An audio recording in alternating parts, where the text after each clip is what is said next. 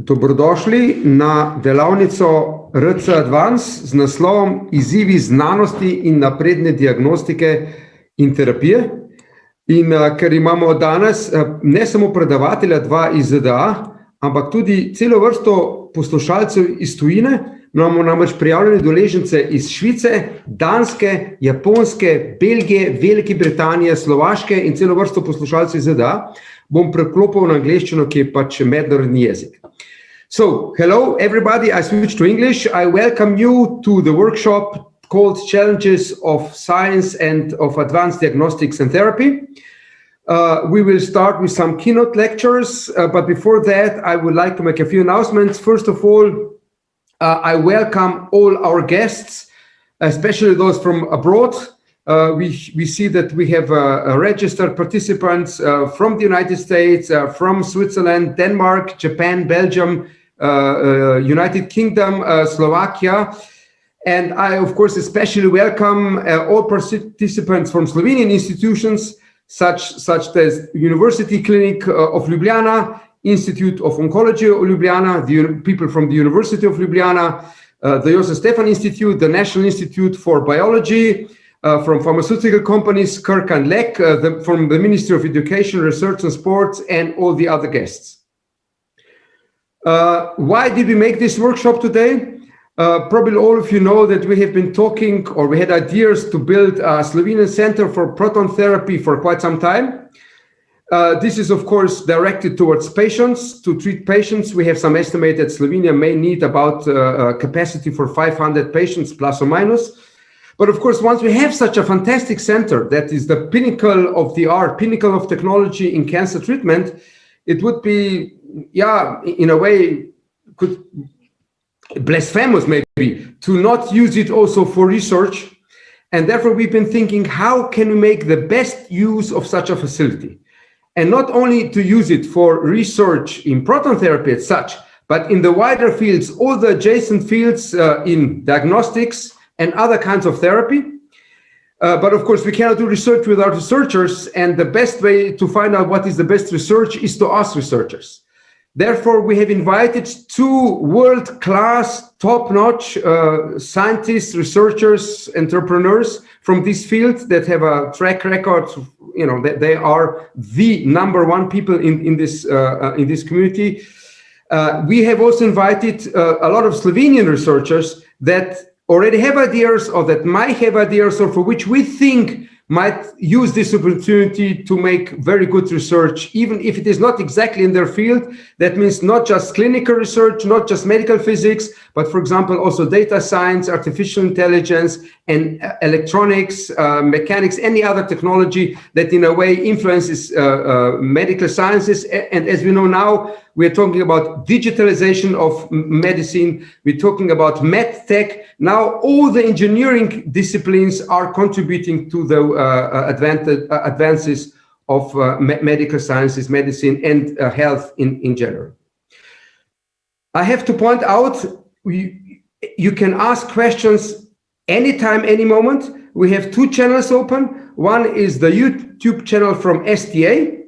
So if you're watching us live on YouTube, on the channel of STA, the Slovenian Agency for News, you can go there, or you can also go on the Facebook page of the SIS EGIS, so of the Center for Medical Sciences. And also there you can post questions. The moderators will look at the questions, and then they will refer these questions to the presenters. And let's start with the first presenter. So the first presentation will be by Professor Thomas Bortfeld. I could now go on and on explaining his CV and his achievements in this field, but you know, him being a modest person, let me just quote what he said when I asked him what he wants me to say. He says that he's most interested in solving problems in cancer medicine using methods of physics and mathematics. And this is exactly the topic that we want to talk about today. So I think at the end of his presentation, we will understand more what his competencies are, you know, and how his ideas could be realized also a little bit in our center here in Slovenia, not just in the United States where he comes from. He is the leader of the medical physics department of the MGH, Massachusetts General Hospital, which is the extension of Harvard University clinics. So Thomas, please, I think the floor is yours. Thank you, Mark, and hello, everybody. Let me start my screen sharing here.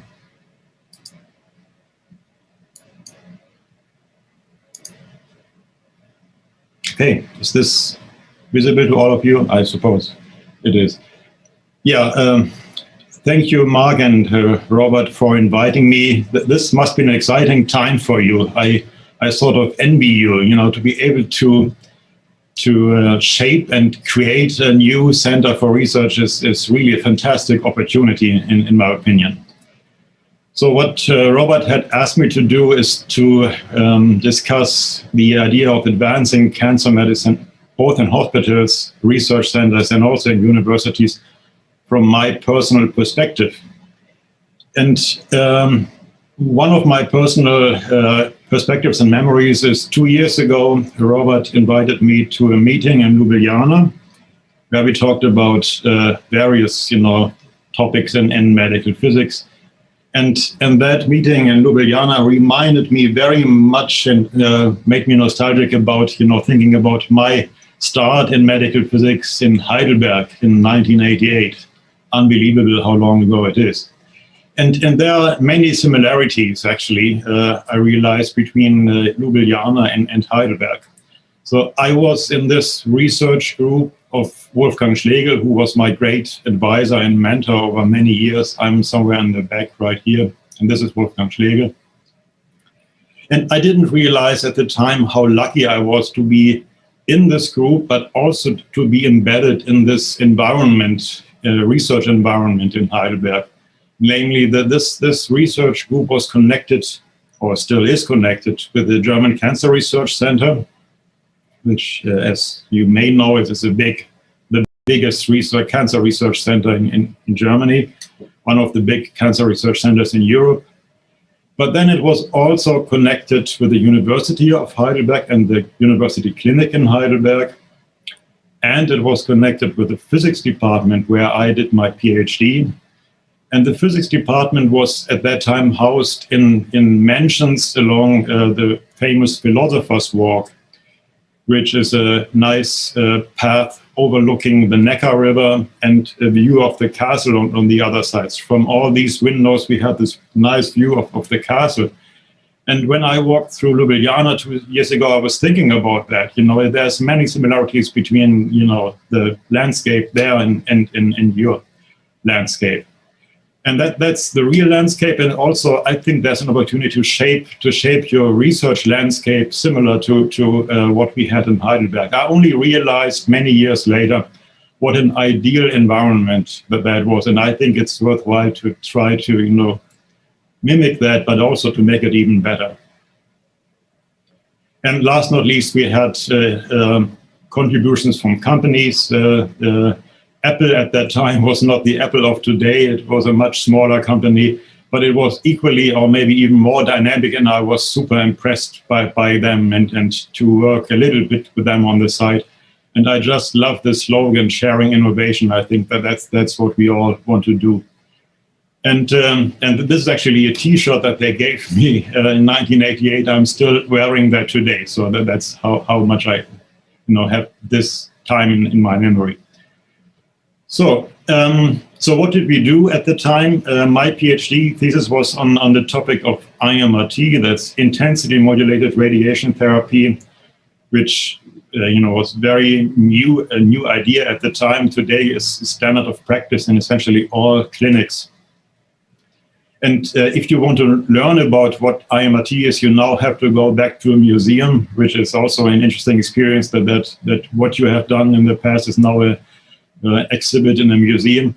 This is a very nice virtual museum built and created by the American Association of Medical Physicists in Medicine. They have many topics, imaging, therapy, and they also have treatment planning, which is where I did my work on IMRT. So here we have this chapter on treatment planning and treatment optimization. The main problem, and Mark mentioned that my sort of main interest is to solve problems in cancer medicine using physics and mathematics methods. That's really my passion. And what, the way I applied that in my PhD thesis is to the problem of inverting, or the inverse problem of radiation therapy. Namely, once you have a tumor shown here and a critical organ like the brainstem or the spinal cord or the rectum in the case of prostate treatments, you want to give dose to the tumor and no dose to the critical structure, right? And how do you shape the beams from the incoming, directions so that we get the optimal dose distribution in the tumor and as little dose as possible in the critical structure? That it was unclear at the time how to handle this problem, how to solve it. I framed it as an optimization problem and solved it with optimization methods. But there are other ways to do it, and only later I realized that many people were working on this problem at the same time. That's also something that's often happening, that you work on something and then you only later realize that there are other solutions from other people. But in any case, so this was my starting point in the field and my PhD thesis. Then the challenge was, how do we deliver these intensity profiles in a clinical setting? For that, I had to move to Houston in Texas for a year and did a postdoc there, working with a treatment machine that was a Varian LINAC, linear accelerator. And they had the first version of that machine that had a multi-leaf collimator integrated into it that was able to deliver fields continuously and dynamically with moving apertures, so that we could, in principle at least, shape these intensity modulated fields. It wasn't entirely clear how we would do that, but at least there was a possibility to solve that problem of how to practically deliver this new idea of treating radiation therapy patients. So I did that at the MD Anderson Cancer Center in Houston, and then I also spent some time at the Memorial Sloan Kettering Cancer Center in New York, where I implemented these methods. And those two are essentially the two leading cancer centers, or among the two leading cancer centers in the United States. Here's again from the museum, how to do it. So here we have an intensity profile that we want to shape and deliver to a patient, and then we translate this intensity profile to a trajectory of the apertures that are dynamically moving across the patient. Here we have two jaws, jaw B and jaw A, and this describes how we have to move them to create this intensity profile. So that was the second part of the problem.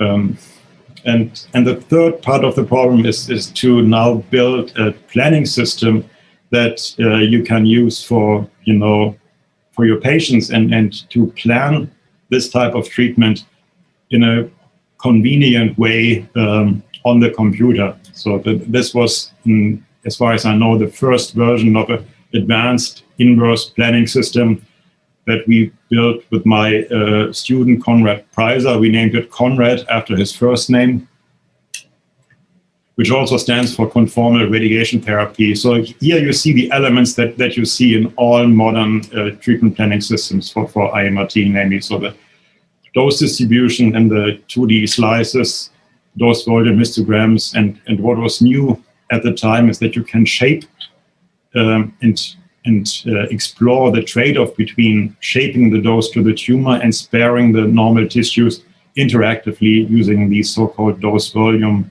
points.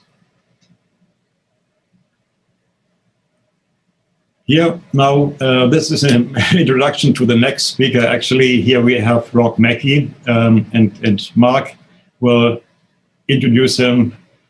If you wanted me to introduce him, I would say this is the Elon Musk of medical physics and radiation therapy.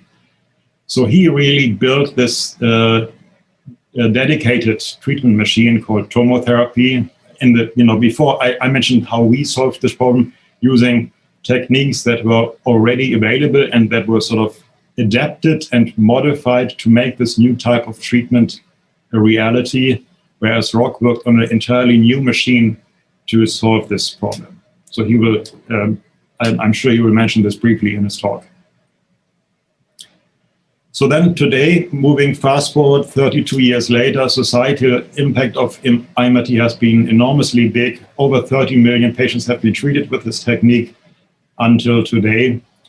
And there's an estimated gain of 2.5 million quality adjusted life years through this technique. So this shows that, you know, if you start small with an idea and you develop it gradually, you can make a big impact on, you know, health and medicine in our field.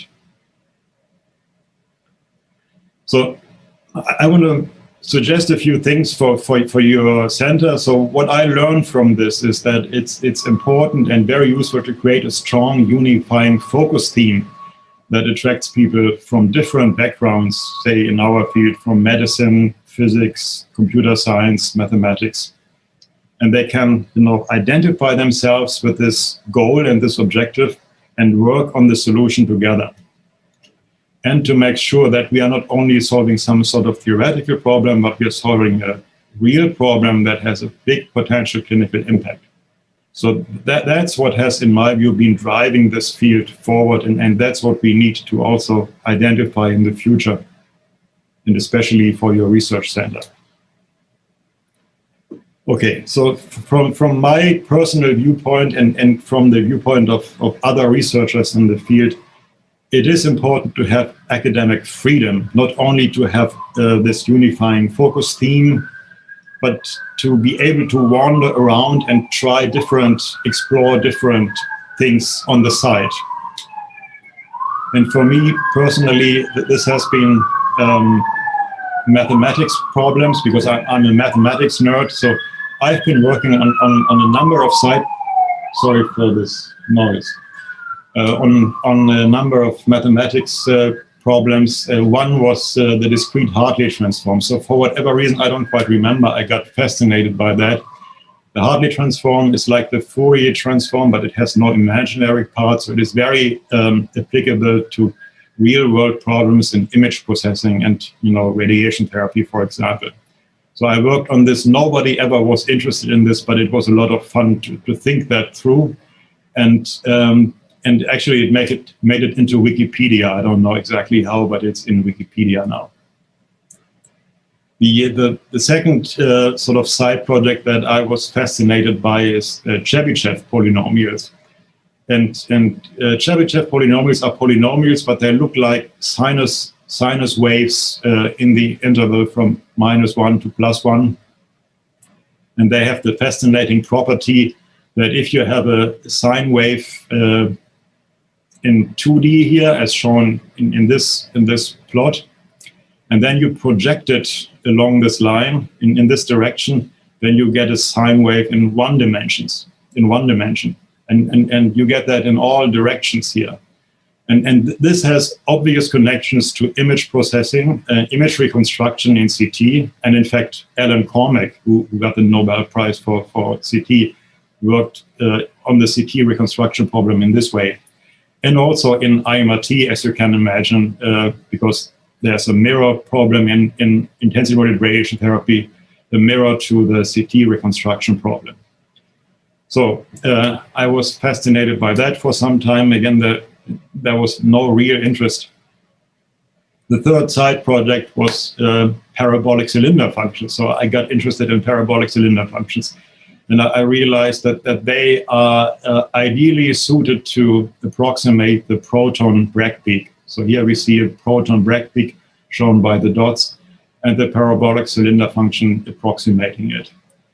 And here again, I thought, well, this is an interesting theoretical work, and you know, will be forgotten. But actually, here it turned out that this is being used a lot in practical, you know, treatment, beam modeling, and even in treatment planning. So this turned out to be a useful development, even it was very theoretical to begin with. So all I'm saying is here is that you need to give people the freedom to explore things not only along the main direction that you are moving towards, but on the side. So the side away from the unifying theme, to have this academic freedom. Okay, now today, since 2001, I'm here at the Massachusetts General Hospital. I'm sitting here. This is in this building. This is where my office is. I'm sitting right here. And what attracted me to the MGH is the possibility to do proton therapy. MGH had a track record in proton therapy since the 1960s, where we treated patients at the Harvard cyclotron. And in 2001, we built a proton machine in the hospital, clinically hospital-based proton facility that was among the first hospital-based proton facilities in the world. So I wanted to tell you a bit about the difference between the research done in a research center. Before I was at the German Cancer Research Center in Heidelberg, and it was great. I had a lot of freedom to explore not only my main project, but these side projects I described. The Massachusetts General Hospital is first of all a hospital, even though it has a big research group. It is probably the biggest research department in a hospital in the world, with an annual budget of $1 billion and almost 10,000 researchers working here in 30 institutes, which include 11 Nobel laureates who worked here over the years. But nevertheless, it's different. It's a different experience working in a hospital.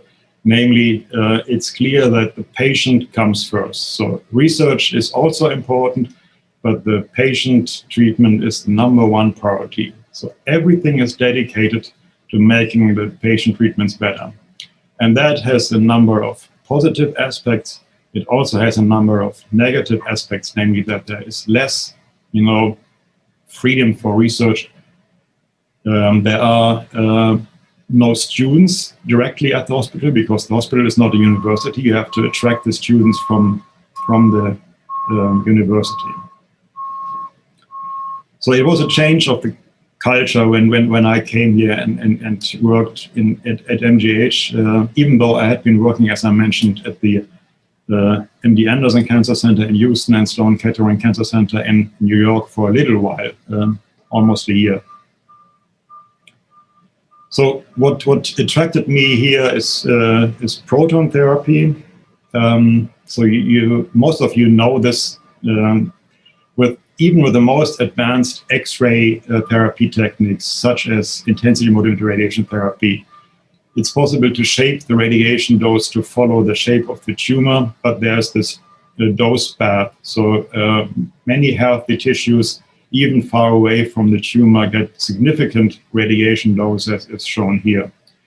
Whereas with proton therapy, the big physical advantage is that the protons stop in the tumor, and there's essentially no dose behind the tumor. So a much better possibility to focus the radiation to the tumor only and not to the surrounding healthy tissues.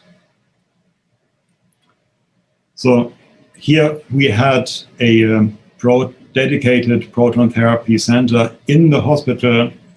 It was new in 2001.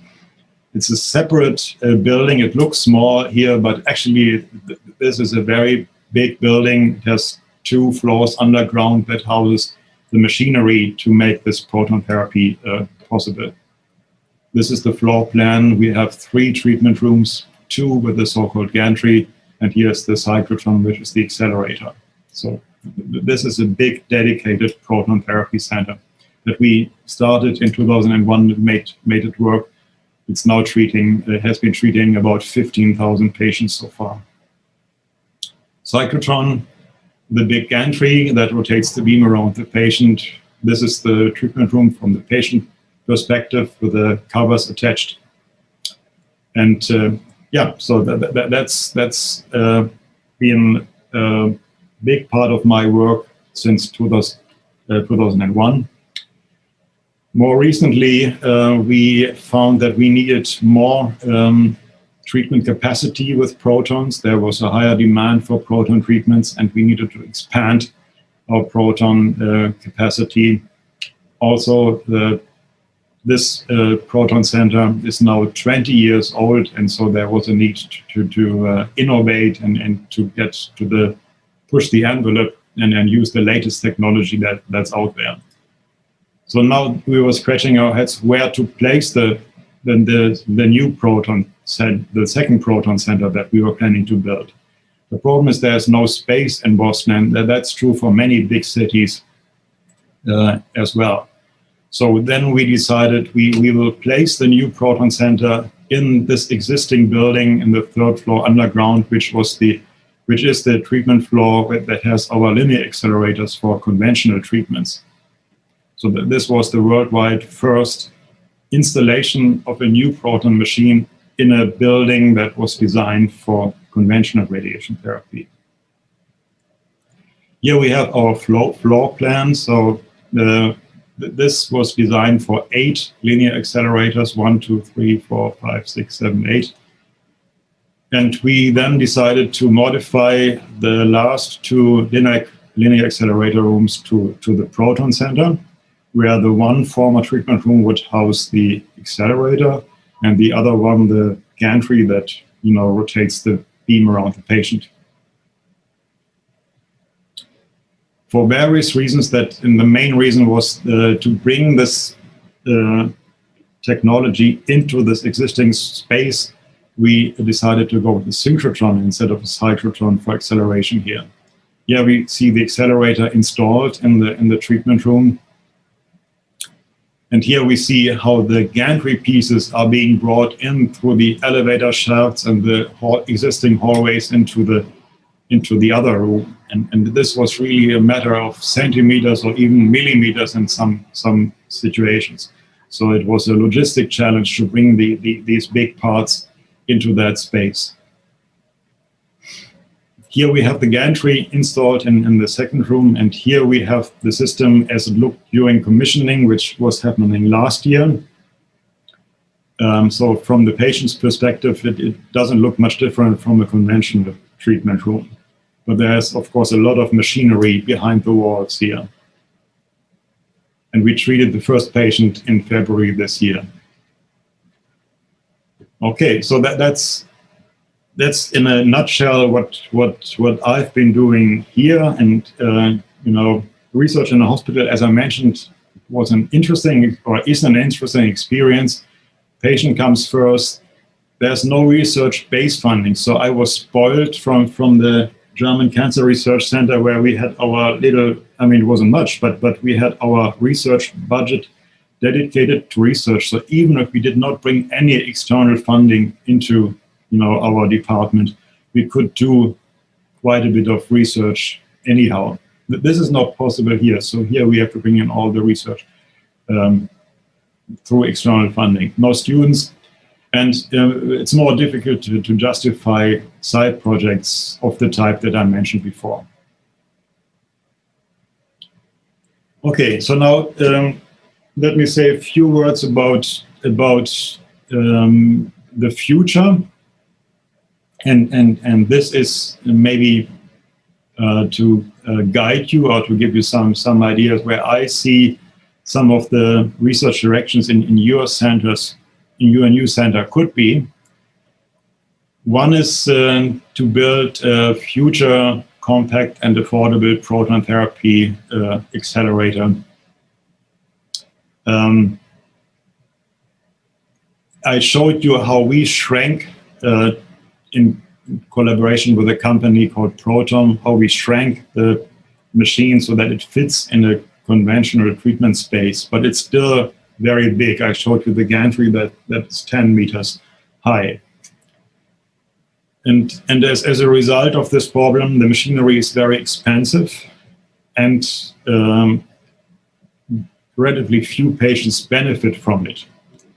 It has been estimated that about 15% or more of all patients would benefit from the physical advantages of proton therapy, whereas in reality, less than 1% receive this type of treatment. So our hypothesis and our vision is that if we make the machinery more compact and more affordable, then many more patients will benefit from this type of treatment, and eventually maybe the majority of the patients could be treated with this type of treatment. So if that's our vision, then how do we get there? In my opinion, we will never be able to shrink the gantry so much that it fits into a conventional treatment room of about 50 square meters. So the only solution then is to get rid of the gantry and use a fixed beam. The one way to do it is that we have the synchrotron, sort of like a racetrack synchrotron on the walls of the treatment room. And then we bend the beam into the center of the room where we treat the patient, sort of inside the accelerator, if you will. This is a design that could make this possible. And the fixed beam solution is facilitated by recent advances in imaging, because if we can image the patient very quickly and accurately in different positions relative to the beam, then we can move the patient relative to the beam as opposed to moving the beam around the patient. Secondly is, I haven't mentioned that, but pencil beam scanning is a technique that allows us to shape the beams from one beam direction without using many beam directions from different directions of incidence. So that also helps to reduce the number of beams that we need to bring in and to make this idea potentially a reality. And then the development in soft robotics, where really interesting developments are happening in other areas that we could adapt and adopt to our field. So here's just a graphical representation of how this might look like. So we have the patient in a type of chair that can also be leaned backwards so that the patient can be treated both in the upright sitting and in the horizontal position. We have a flexible imaging system that is able to determine the patient's position and the internal anatomy in all these different postures of the patient. And then we can treat the patient after we have made any adaptation or adjustments if necessary.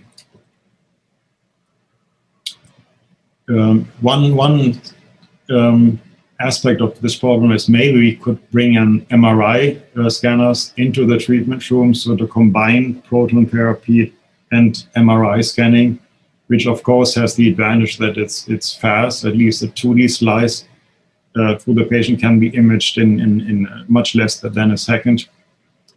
And here we have some experimental setups where we tried to position the patient in various postures and positions and to see the impact on the internal organ position, and if we could use this in combination with a fixed proton beam. Here now we have a connection of this problem to the existing Raptor project that will be described later, and where many of us are very much involved. So I think that this could be an attractor and an accelerator of developments in that direction, namely the fact that we already have this existing Raptor consortium. So my suggestion here is one focus theme for RC Advanced could be a compact, affordable proton therapy. And let me mention one other option here, which is personalized medicine, meaning individualizing the treatment approach for individual patients. So far, we have been talking about focusing individualizing the treatment, but only in the sense that we individualize the shape of the radiation treatment based on the anatomy and individual characteristics of the patient and the patient's tumor. So that has been solved, I would say, to perfection through those techniques, including IMRT and proton therapy. But there's a big open field that's still left to be explored, which is the temporal optimization and optimization of radiation treatment in combination with, systemic therapies, including chemotherapy and targeted therapies and also immunotherapy. So our physical and mathematical background can help here. The idea is schematically shown here. So the idea is that we treat the patient, and before we treat the patient, of course, we make an assessment of the patient's characteristics. But then also during the treatment, we learn about the patient's response to the treatment. And when, say, during the patient's treatment, we learn that the patient is less sensitive to, say, radiation or chemotherapy than the average patient, then we could adjust the treatment based on that knowledge and re-optimize, and then start with a lower dose. And then after we learn this, then we treat the patient with a higher dose, or we switch to a different treatment regime. So that's essentially the idea. And we are already working with Robert and others, mathematicians in the Netherlands, to work on this problem from the mathematical side.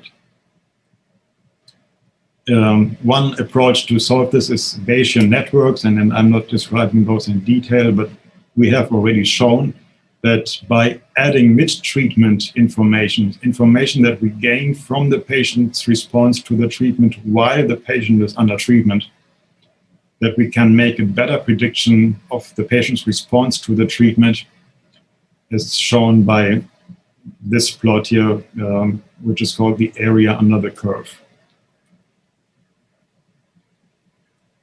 Yeah, let me go through this really quickly.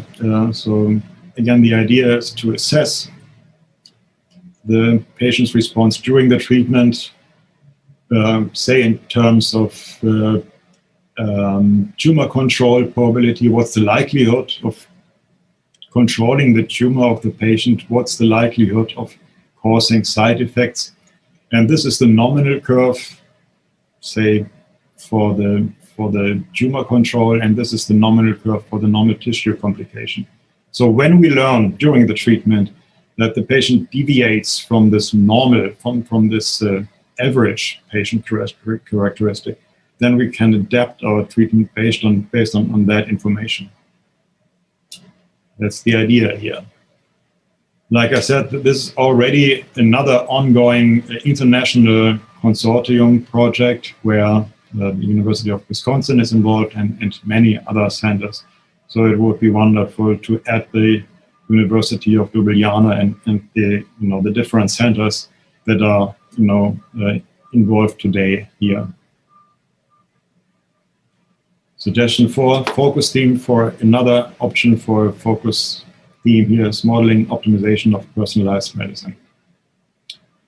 Okay, so that's essentially what I wanted to share with you. This last and maybe most important suggestion is already, I summarized that at the beginning, namely learn from the successes and mistakes others who created similar research environments made. We made, that experience in Heidelberg. And like I said, I was only many years after I worked there, I realized what a brilliant setup that was. It was somebody, I don't actually know who that was, had the idea that we built a research center that is connected with the German Cancer Research Center, that takes the problems from the university clinic, the clinical problems from the university clinic, translates them in the Cancer Research Center, has the research team work on solving those problems and then bring them back into the university clinic. And do that, of course, in the space, including physics departments, mathematics departments, and other fantastic resources in that environment, and also companies. So my suggestion here, my advice is build something like that in Ljubljana, and it will be enormously successful. You already have a fantastic research team, a great faculty and external advisors. You have the university, you have the university clinic, the Institute of Oncology, the Stefan Institute with physics and engineering, company involvement, and many others. So the prerequisites are there. It's just for you now to tap into those and make it happen in reality. Thank you for your interest.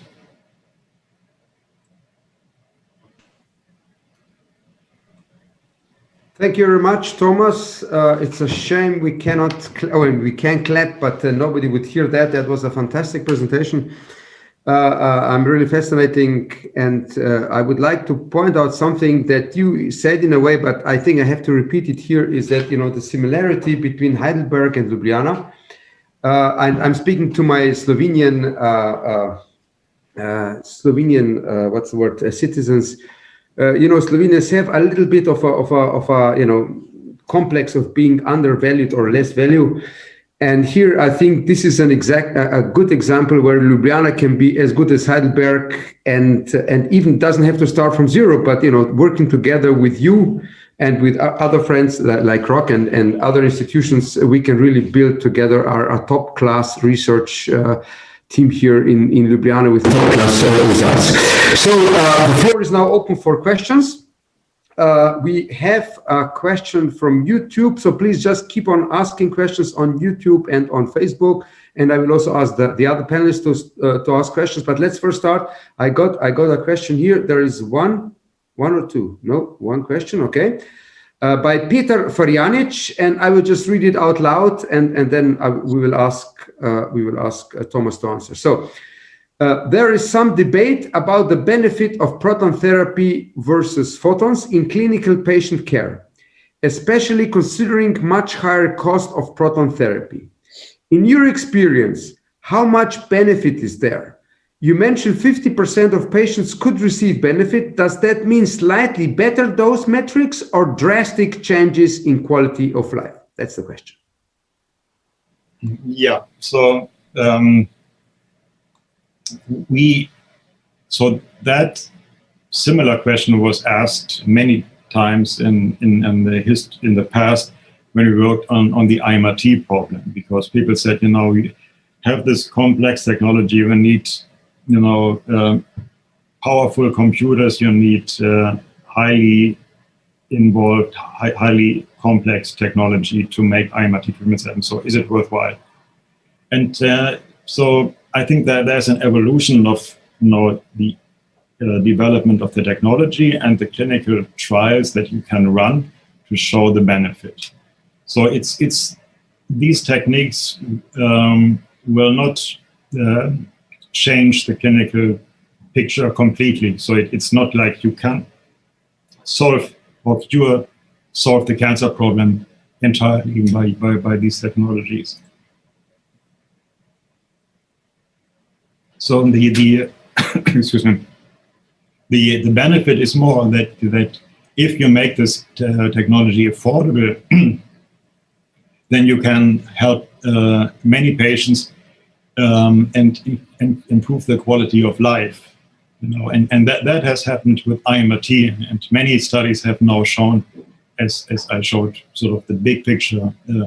That there's a benefit, not that you can cure 100% of the patient, but you can make a difference in terms of the quality of life for a very, very big group of patients. And in this case, it was more than 2.5 million or so far. So that's my vision for proton therapy as well, that we will make it, with your help and other people's involvement, we will make it a technology that is not a super luxury type of treatment that is only affordable to a few, but that is in terms of cost, not much more expensive than conventional radiation therapy. And then we will be able to show benefits for many, many patients. Thank you, Thomas. I hope this answers the question. We still have time. We have about 5 minutes time. So I'm asking also the panelists if you have some questions for Thomas. And of course, still everybody in the audience, please just come up with the questions, send them off all the channels you can. It's Robert here. Let me ask you first, Thomas. This has been really a phenomenal journey. I think you took us through your life, but also I think through evolution of radiation therapy in many ways. So I think I would like to focus on the last part, which is the personalized therapy. Clearly radiation therapy is only part of the solution to the cancer problem. So how do you see this, optimal stopping that we've been working together, also integrating other therapies, and also in particular how that links with the advanced diagnostics, which obviously would be important to make appropriate treatment decisions?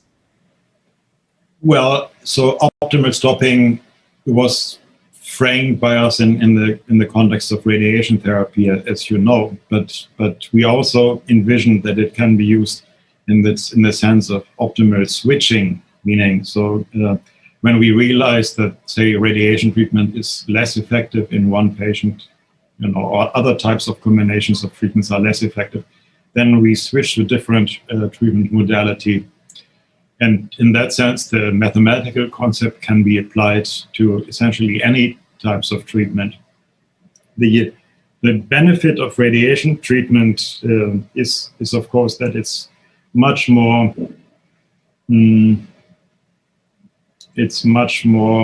quantifiable than chemotherapy and other types of treatment. So that is one aspect. Another aspect is how do we really assess the patient's response and make the right decision. So, and that leads me to your second question. So, how do we combine imaging and this idea? So, imaging, of course, has to provide the input, imaging plus other biomarkers. But we have to get the information about the patient and from the patient by using functional imaging of various kinds, and you are the expert in that field, so maybe you can answer your own question yourself. But that's essentially the high level picture.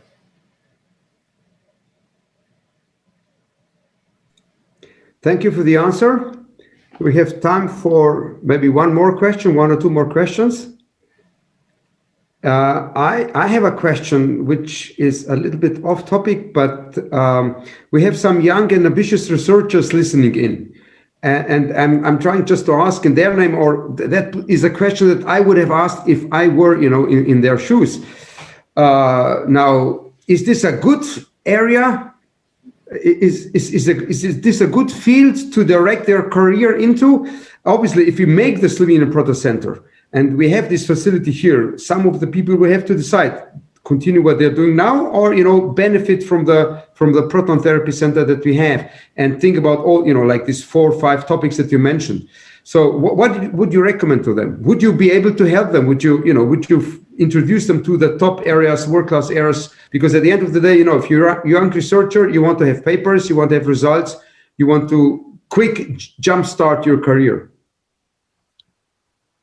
When I was a student in Heidelberg in 1988, many of my friends were telling me that I'm crazy, that I'm doing my PhD in radiation therapy, because they were working in the European Molecular Biology Lab, which was just next door from the Cancer Research Center. And they were working on gene therapy, and they told me that, forget about radiation. In the future of cancer treatment, it's gene therapy, And now, 32 years later, you hear very little about gene therapy. It's essentially completely gone. Whereas we made a big, advancement through radiation therapy improvements. and there are always these hot topics coming up. And one hot topic right now is immunotherapy, and I think that is going to play a role, and there's no question about that. But it's not going to be the only cure of cancer. So my recommendation, my advice to those people is that don't get distracted too much by the hype that it's always popping up in different areas, and people will tell them, forget about what you do, so something else is more important. If you stay focused and make improvements in your area, you will have a very, very big impact by doing what you do. Thank you, Thomas. And I think this is actually a very good introduction also to our next speaker, who has a similar career. So let me introduce Rock Mackey. He is emeritus professor at the University of Wisconsin. He is vice chair of the International Commission on Radiation Units and Measurements, ECRU. But most of all, he is an academic and I would say serial entrepreneur. He has made products and he has started companies including Pinnacle, Tomotherapy, and now lately Leo Cancer Care, which does upright proton radiotherapy. And he will tell us a lecture on operational oncology. And I think, Rock, take it away from here. Thank you very much, Mark. It's great to be here, and it's a privilege to follow Thomas Bortfeldt, who is an old friend as well. Oops, I'm having trouble with the slide advancement. Let me just stop sharing and see if I can figure that out for a second.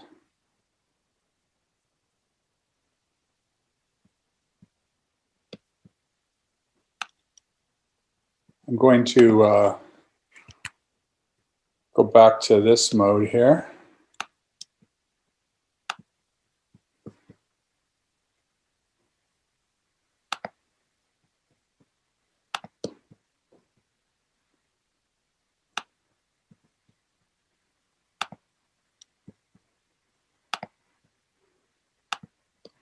Okay, can you see my screen? Yes, we see it. Okay, I'm just going to use this instead of going into slide mode. All right, I do have to say, I under University of Wisconsin rules that I have a relationship with medical device companies. And in fact, that's probably why you invited me here to give this sort of point of view. And I will talk a little bit about tomotherapy and Leo Cancer Care.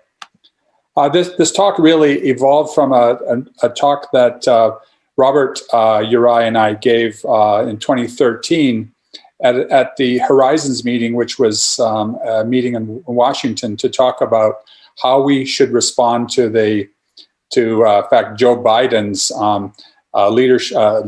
leadership proposal for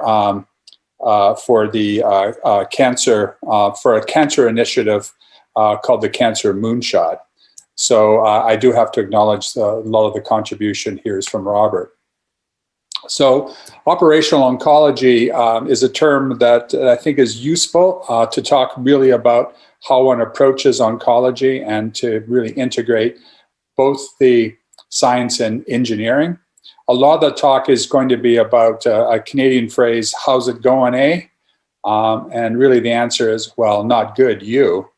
And I won't go through all of these bullet points, but I will go and talk about ideas about how one really should approach, well, science and engineering in general to solve problems.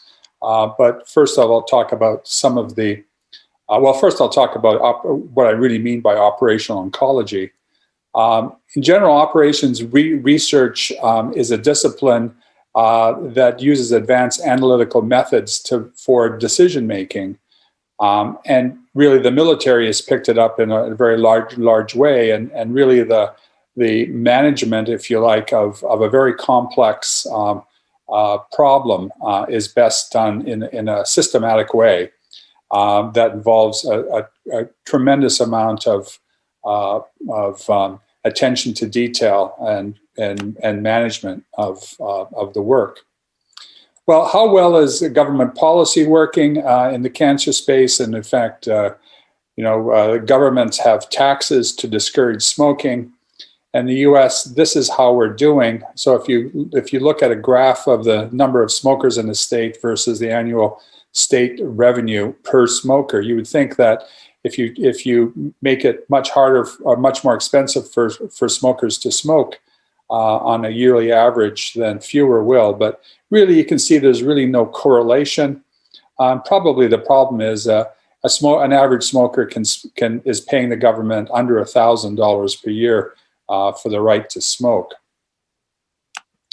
How well we have formed by the media, Mark or actually Robert and I know and Thomas have talked about the hype around cancer. And in fact, this is a series of Time magazines that basically said that forget about surgery and radiation oncology. It's all going to be about drugs, chemotherapy, targeted agents, and immunotherapy. And in fact, a lot of the successes are really about much better specific approaches like surgery and radiation oncology.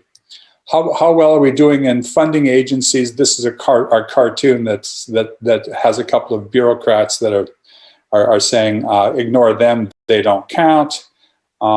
Really, the funding agencies is all about trying to pick the research that you think is going to be working better.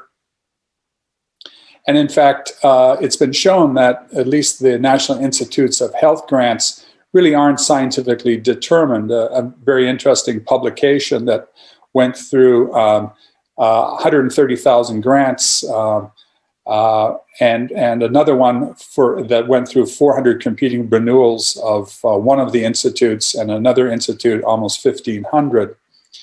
Really shows that if you look at things like number of publications and citations in picking the grants, then the NIH peer review process really lacks statistical rigor, and there wasn't any correlation really between who was accepted in getting a grant and quantitative measures of that investigator group's science in terms of publications and citations. And really the fundamental problem is the reviewer sample size is too low really to provide an acceptable level of precision. So we are not using statistics to select grants very well. And in fact, a publication said that probably what we need to do is to select them in a different way, whether we should fund them or not, and then have a lottery to determine if one is funded. That may in fact be a more scientific way. If we have large error bars, then the best way to select is with a random selection. I'm not sure I agree with this, but we certainly have a problem with the traditional way that grants are funded. And I'm not complaining. I did very well. I brought in about $40 million of grants in my career. So I'm certainly not complaining because I wasn't successful. I was quite successful. One of the other interesting things is that faculty, if they're asked if they're purely basic scientists or applied scientists, the majority of people will say that they can't be pigeonholed into one category. And in fact, they tend to be distributed at the center, so they're equally basic and applied. There's a few interesting disciplines like medicine where people say they're 30 or 35% in the case of agriculture and medicine are purely applied. But most investigators try to view themselves as doing both. Unfortunately, very little money actually comes to the applied side. If you actually look at the National Institutes of Health technology funding, only about, less than 0.25% really could be identified as technology. The rest really is lab science. And of course, lab science is following the scientific paradigm, which is designed on curiosity. You have a hypothesis, you test the hypothesis with an experiment, and then you refine the hypothesis. And in fact, clinical trials are using the scientific paradigm, effectively doing experiments on people.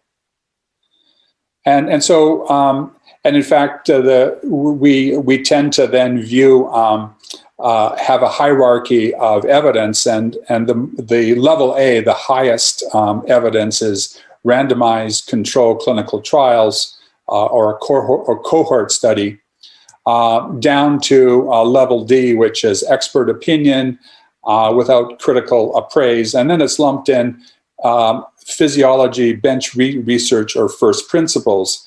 And I really do take offense with the first principles. In fact, there was an interesting quip online. A crappy case series showing nerve conduction velocities faster than the speed of light would trump Albert Einstein's thoughts on the subject. So clearly there are fundamental things that we need to do besides just experimentation.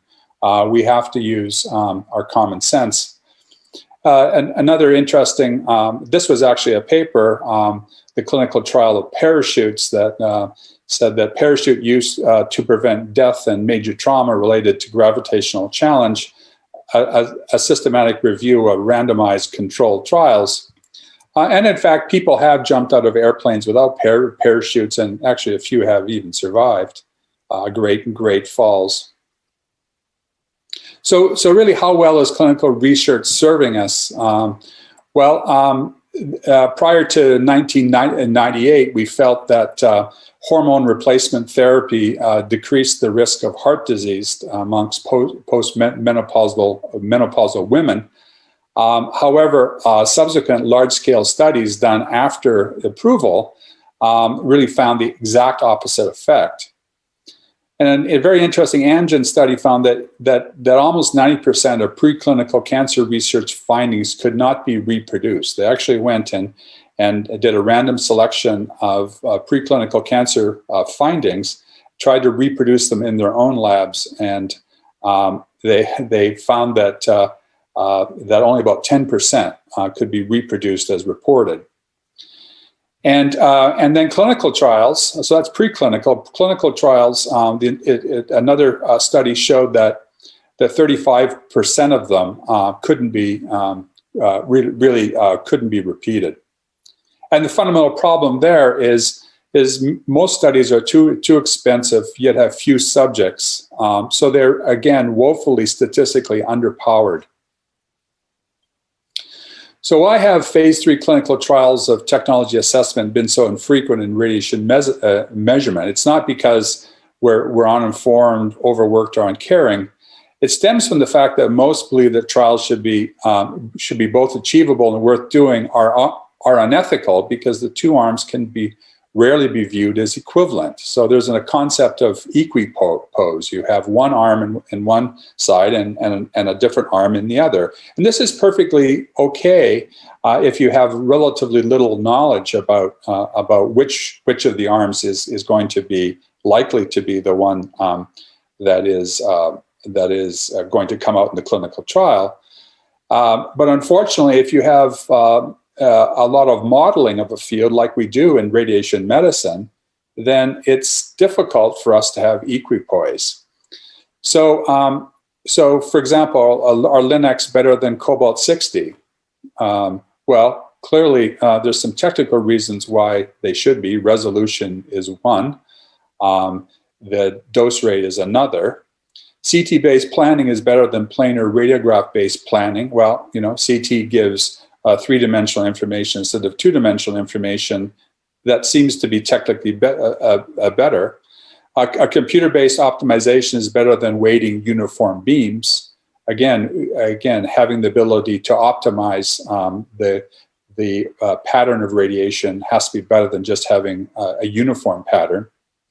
And really, I'm going to talk about it later, but the engineering paradigm is interfering with equipose. An engineering paradigm is really based upon a knowledge about the model of science rather than science investigation on people in particular.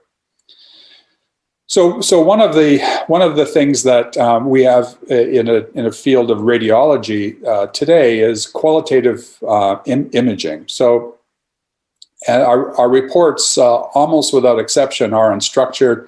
Our medical images are rarely tagged in a way so that they can be discoverable or useful for data mining efforts. So they're unstructured, unsearchable, qualitative. They're by definition less reproducible because it takes quantitation to even be able to compare reproducibility. And really, for oncologists, it's less actionable by oncologists. So I liken what we're doing in radiology as qualitative reporting, kind of like a weather report, versus quantitative reporting where one can see the temperature, one can see the wind velocity, one can see radar reports. And so what we really need to do is transform that, if you like, field, radiology, into more like the field of weather. And I'll point out a very particular thing. This is from Robert Urai's group. And it's really a comparison of qualitative versus quantitative 3D radiology. PET imaging has the capability of being far more quantitative than SPECT imaging. So the PET image is shown on the black and white images on the left with far higher resolution than the SPECT image that's shown on the left. You can see the individual metastases, in this case, bone metastases, far more easily. But being quantitative, being actually able to determine the amount of activity as a function of position allows the response characterization and response quantification. And so it should be patently obvious that having better resolution and the ability to be quantitative is going to be good for medicine. In fact, this gives this sequence in time shows that if a patient is followed in time, then you can see how well they're responding. And Robert's group has shown for a long time that it's possible then to make decisions based on what drugs the patient should have. In fact, they found often that while it doesn't sometimes seem that a drug is working, often a frontline drug is working better than you would think if you actually go and examine by sequential imaging during the treatment. However, despite the obvious benefits from an engineering point of view, from a quantitative point of view, there's denial of sodium fluoride PET, as seen in the last couple of slides. And the reason for that is that there hasn't been enough, so-called level 1 evidence with the management of patients in prospective randomized clinical trials. The other thing, a big problem with the way we're doing science is that we have, if you like, a conveyor belt of data collection, extraction, data analysis, and publication, where we enter a new data set in one end and we get to publication at the other end, and then the data set is lost. So data in, data lost is kind of how we're viewing it. The job seems done when we publish. And in fact, I call a lot of the information we keep as dark data. It's there, exists, but if you can't get it quickly, it doesn't really exist. In other words, we're so spoiled by Google that if we can't get data within a minute or two, we're not going to bother. And just like the galaxy is greater than 80% dark matter, more than 95% of data in oncology, I think, is dark data. If you can't get it, you can't use it. Another problem is most academic science is like an Easter egg hunt. It feels good, it's safe, but it's kind of ritualistic. And goal-driven researchers should not be satisfied with just collecting publications or grants. They are the way markers and provisions for the journey, but they're not the destination itself. And I think that big R&D must be goal-directed. Most research in the basic science is curiosity-directed, and funding agencies are primarily funding curiosity-driven research because it's kind of easy to do so. A goal-directed R&D requires a goal and a scientific model development to drive the required engineering. Because if it's a goal, at some point in the end, it has to be engineering. And you know, drug development is also engineering these days. And so it's not just applying to the physical sciences. So goal-directed R&D in healthcare almost always requires industry involvement. And the reason for that is because there's investment for the FDA, or in Europe, the CE mark, and other approvals, like getting paid for using the new technology or new drug. People often say that it's science or technology, but it really has to be science and technology. And I think of science as one extreme basic and technology, and the other extreme is applied.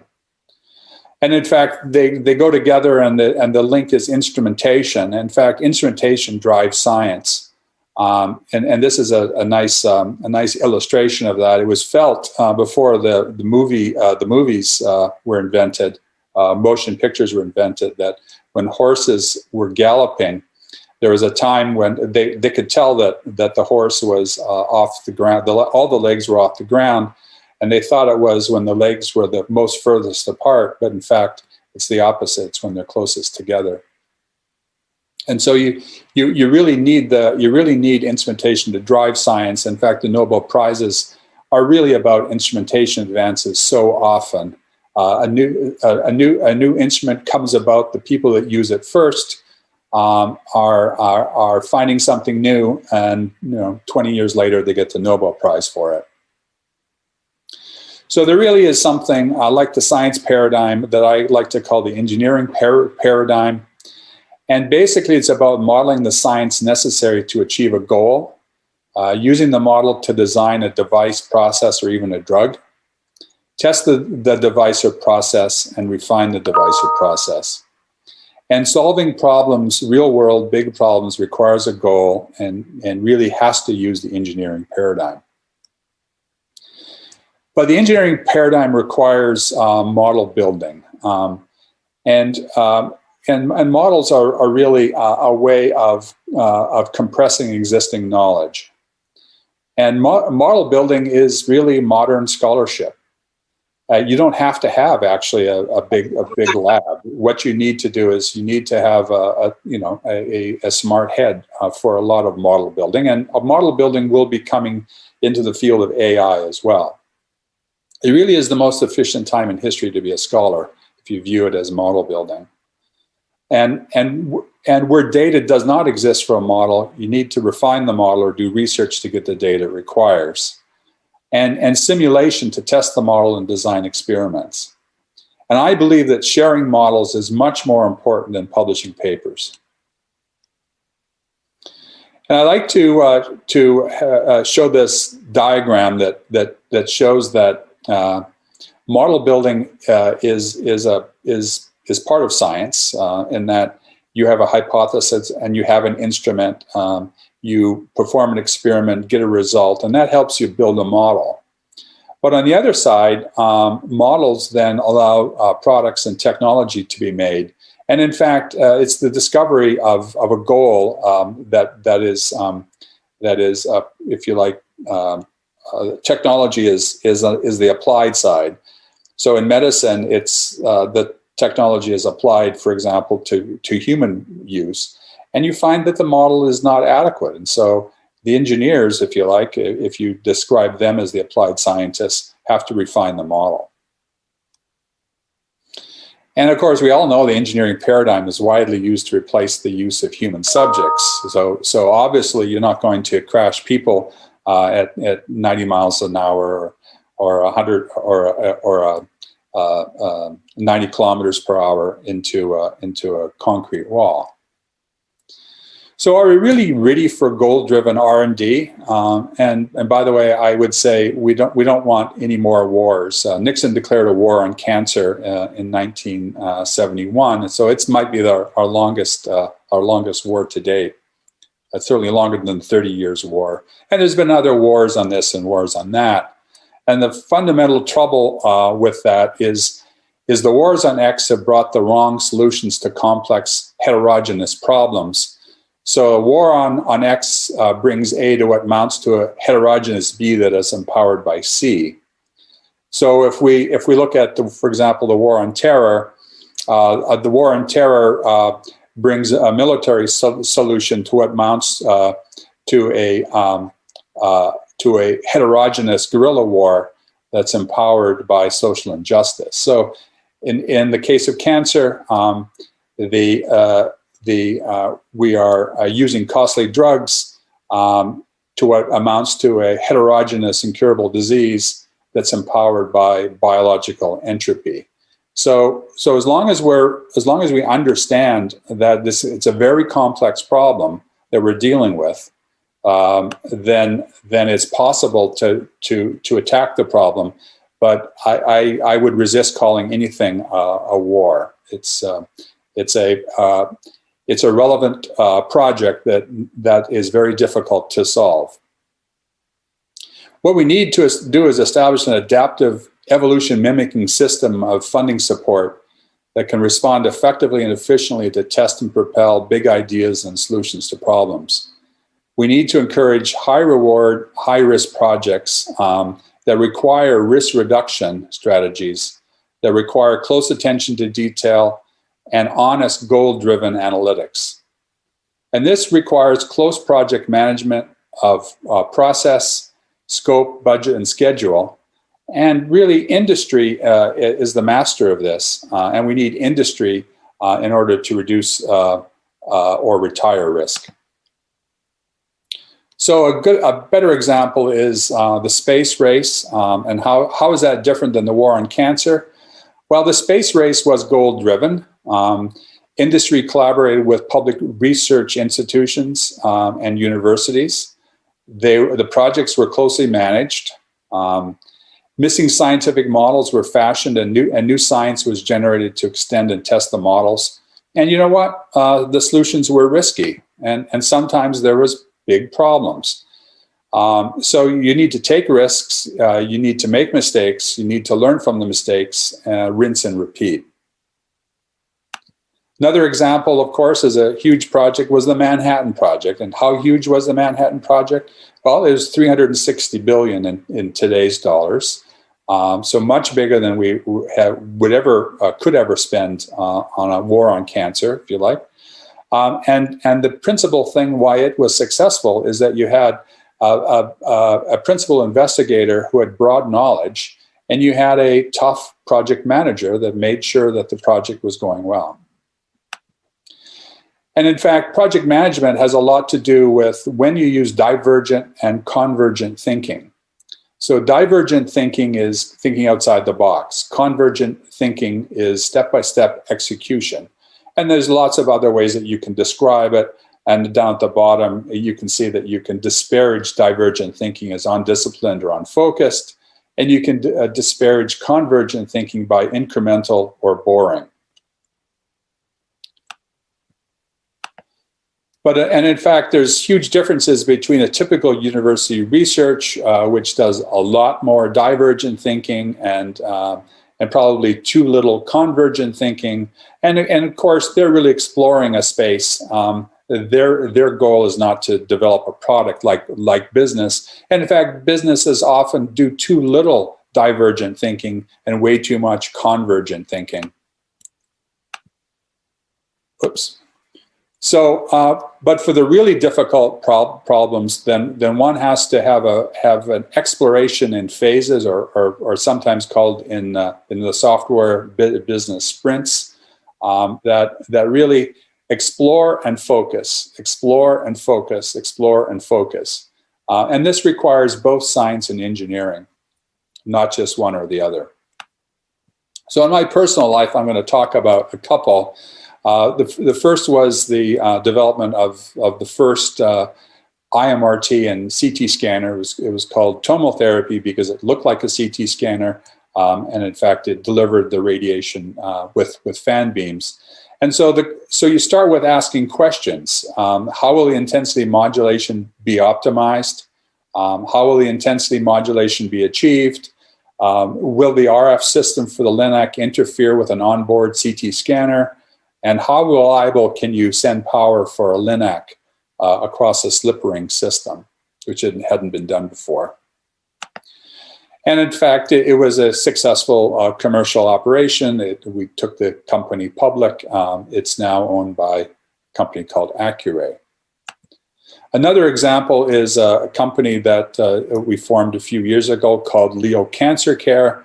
And it was really formed because there was growing studies that showed that we really should be treating many patients upright. In fact, if you actually go and look at the indications, about 2/3 of the patients will likely, by the engineering paradigm, do better in the upright position. So in lung cancer, it's because the lung is more inflated. Because it's more inflated, there's less lung motion. Because it's more inflated, there's less normal tissue in the field.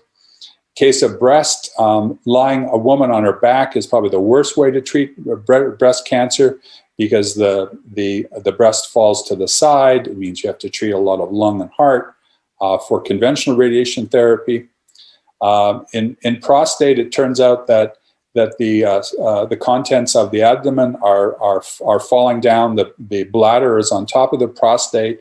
It positions the prostate well, and there is no movement of or no differential positioning of the prostate with differential bladder filling. So in other words, men won't have to be giving prostate radiation therapy with their bladders full and with the urge to go to the bathroom.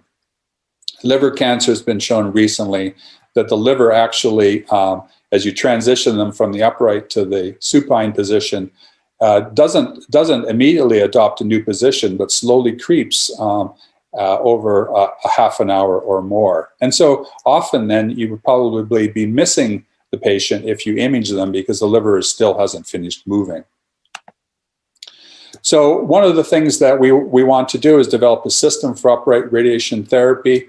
So we will have a conventional, if you like, diagnostic quality CT scanner above the patient, being able to come down in the seated position or the so-called perched position when the patient is able to or for the prostate, so that you can clear the legs, if you like, from the prostate field, and then you can deliver the field. I'm just going to go into this because these are some movies. So you can see the CT scanner coming down. This patient's in the seated position. It would come down, scan the patient to make sure they're in the proper position, and then a conventional horizontal beam, as Thomas pointed out. You can often do a very excellent radiation therapy in the coplanar direction. In fact, tomotherapy is in the coplanar directions. Other radiation equipment today is in the coplanar direction. And instead of moving a big gantry around, you can easily move a patient around. And in fact, it turns out that you can set up the patients much more quickly in that position.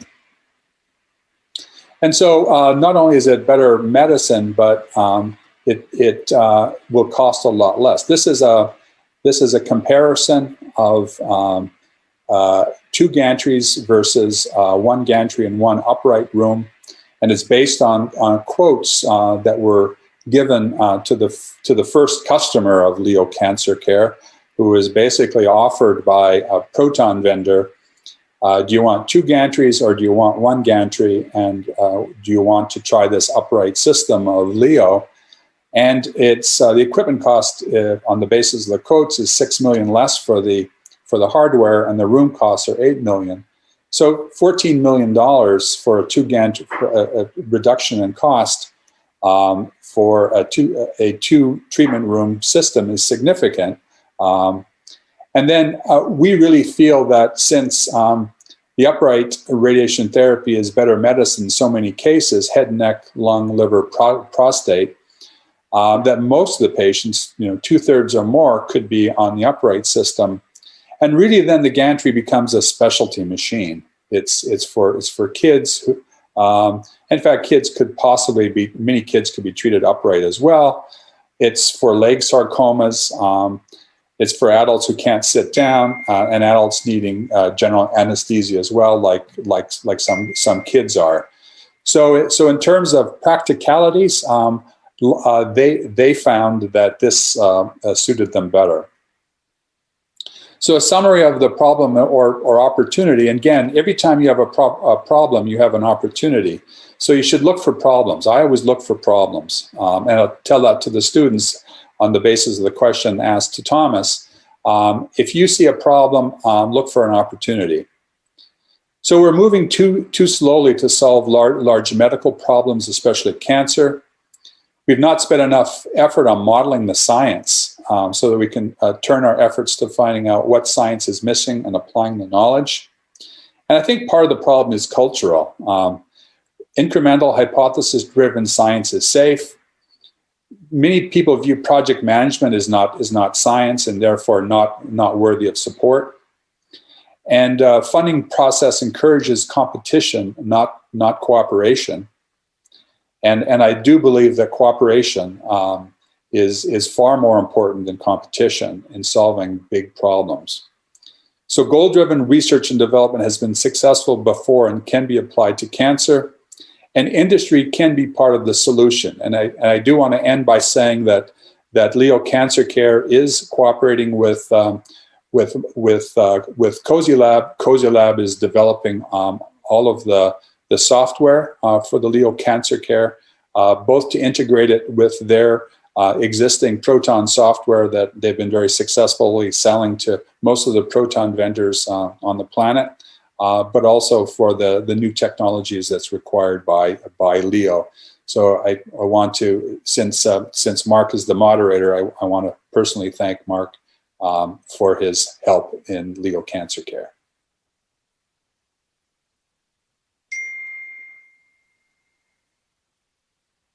Happy to take questions. So thank you very much, Rock. Perfect timing. We have 10 minutes left for questions. So we are exactly on time and on track. So let's check if we have some questions over YouTube. No, there are no new questions from the audience. So then I would ask the panelists for questions. Robert? Yeah. Hi, Rock. Thank you so much for giving, I guess, so many ideas that's probably hard to even start. But I'll start with one which I think is very impressive, and the data, which is the data about the dark data. So I think clearly what you hint to is that there's a lot of data that goes to waste. That organized clinical trial, not that they're not needed. But definitely there is a big wasted opportunity by not capturing all the data that we could from all the patients that have been treated. So how do you see this moving forward? What is needed to organize the data in a way that's mineable, that we can uncover the data? What's the hidden data that would most likely bring most of the new added value? So how do you see this attack at the I mean, the simplest data, and in fact, the majority of data happens to be radiology data. 90% of data stored in medicine is radiology data, and that's because the data sets are so large. Health records are about 10%. And in fact, we've done a great job in the DICOM specification so that it's relatively easy to pass data from different vendor machines. No one has any trouble with DICOM at all. Now we did 20 years ago, but it's been largely solved because of standardization. We don't have that with most of medical records now. It's very difficult because the vendors aren't using actually pretty good standards. I mean, we have standards. FHIR is coming, But you know, again, FHIR is not even a complete standard for passing medical records around. And it turns out that most installations of medical records have so much customization that there's little standardization between clinics.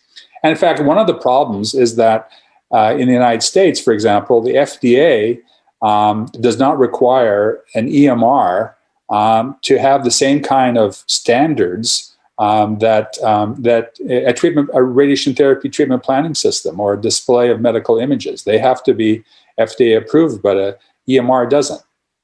And so it means that there's so much customization, there's no standardization. So that is first really going to be required to make any big progress in being able to mine data. And so it's a governmental responsibility. And hopefully, there will be some effort on this going forward.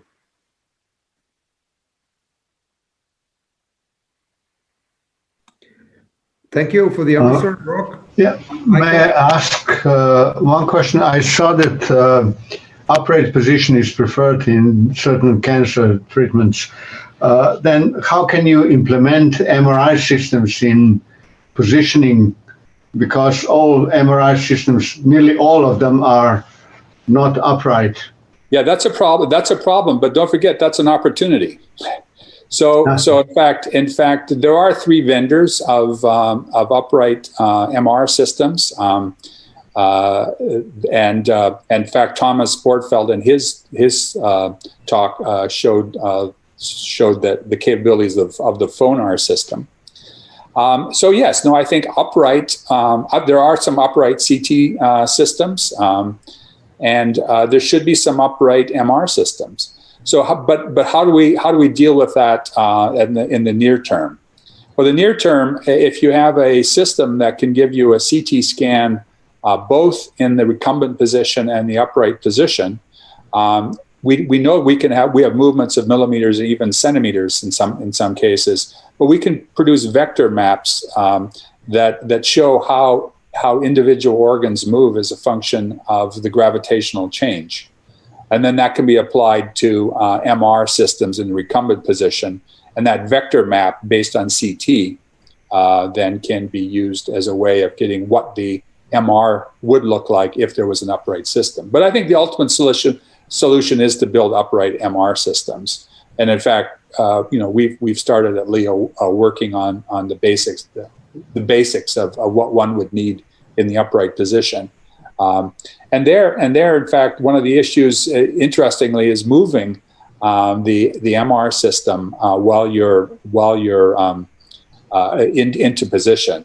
But that's been done before horizontally. So, I mean, there are surgical systems that have MR systems that move into the surgical suite, for example. So it is possible to move an MR system horizontally. It should be possible also to move it vertically. Okay, thank you very much for answers and for excellent talk. Thank you. Thanks. Thank you. Maybe Primož, you want? We had a discussion on upright and imaging some time ago. Maybe you can comment on this as well. I would be curious to get your words also in this challenge. Yeah, it sounds very interesting. Yeah, but the problem is that majority of equipment is standard equipment. Yep. People are lying in supine position. So, yeah. This is probably the difficult part. Yeah, that's the problem. Yeah, no, I agree. I mean, but again, we're researchers. We want to solve problems. So I think you start from what the patient need is, and there's lots of fields where we already know the patient need is for upright imaging. That's why there's MR systems that can move patient the upright. So how are they being used today?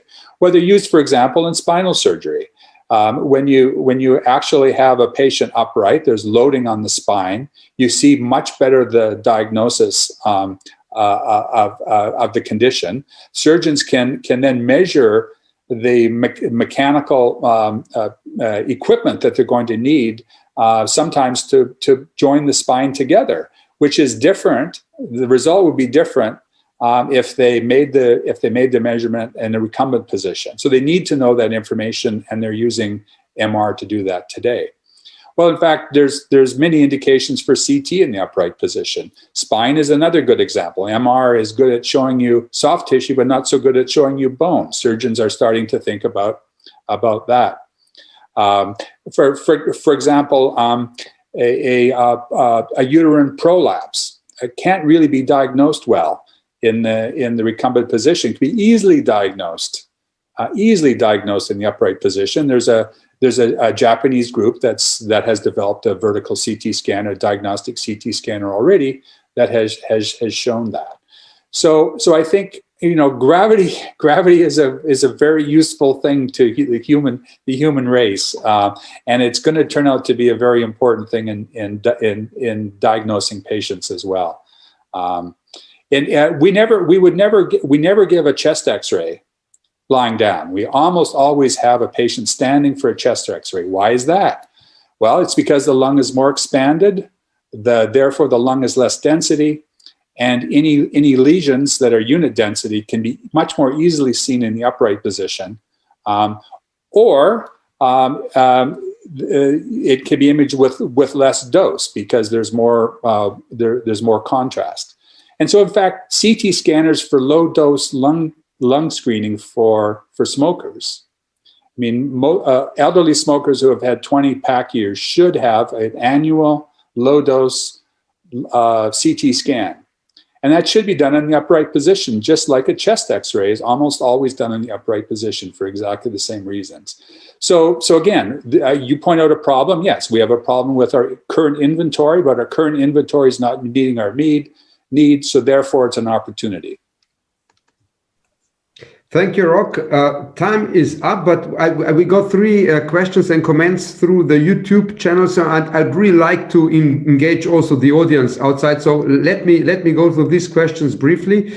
So first of all, there is a comment by John Stiles. He says, and I'm reading, "Brilliant technology coming from Rock and Leo Cancer. We need to advance this technology as quickly and safely as possible. Looking forward to their prototype testing." Good. Thanks, John. Then there is one more question by Janko Burger. You presented clear technical, medical, and economical benefits of upright. What are the main challenges on the road to faster penetration in the PT world? Well, I mean, again, it's always about people trying it. So the first unit's going to come into Europe at the end of the year. The first part of that system is coming in. The rest will come next year. And so that site will, we can't announce it yet, for various reasons, but that will prove a lot of things. As I said, there's some Japanese efforts as well. You might know that the per capita use of CT in Japan is twice what it is in anywhere else in the world, including America. They love CT scanners, they love MR scanners. So I think a lot of the work is going to come from Japan. Leo Cancer Care is already scanning animals, horses in the upright position. So it's just a matter of people seeing the importance of really working with gravity instead of just ignoring gravity, and having gravity, for example, in radiation oncology, give you opportunities to avoid less normal tissue in the field or have more reliability in setup. So it's going to take time. It's going to take a few years for people to start to believe it.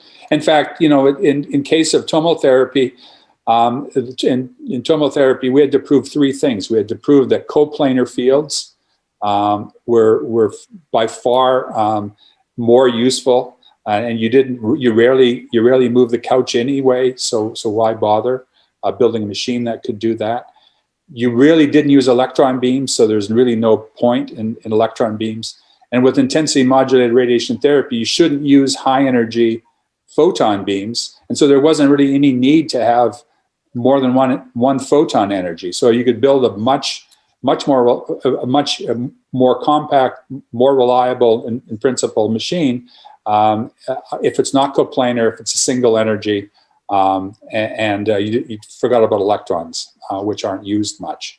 In fact, many machines have been built like that today. The Halcyon machine, the Electa Unity machine, the ViewRay machine all have those principles. So it takes time. I mean, I often say it takes a half a generation to have disruptive technology enter medicine because we're so conservative. Thank you. The last question is by Andrew Dyke from IBA Proton Therapy.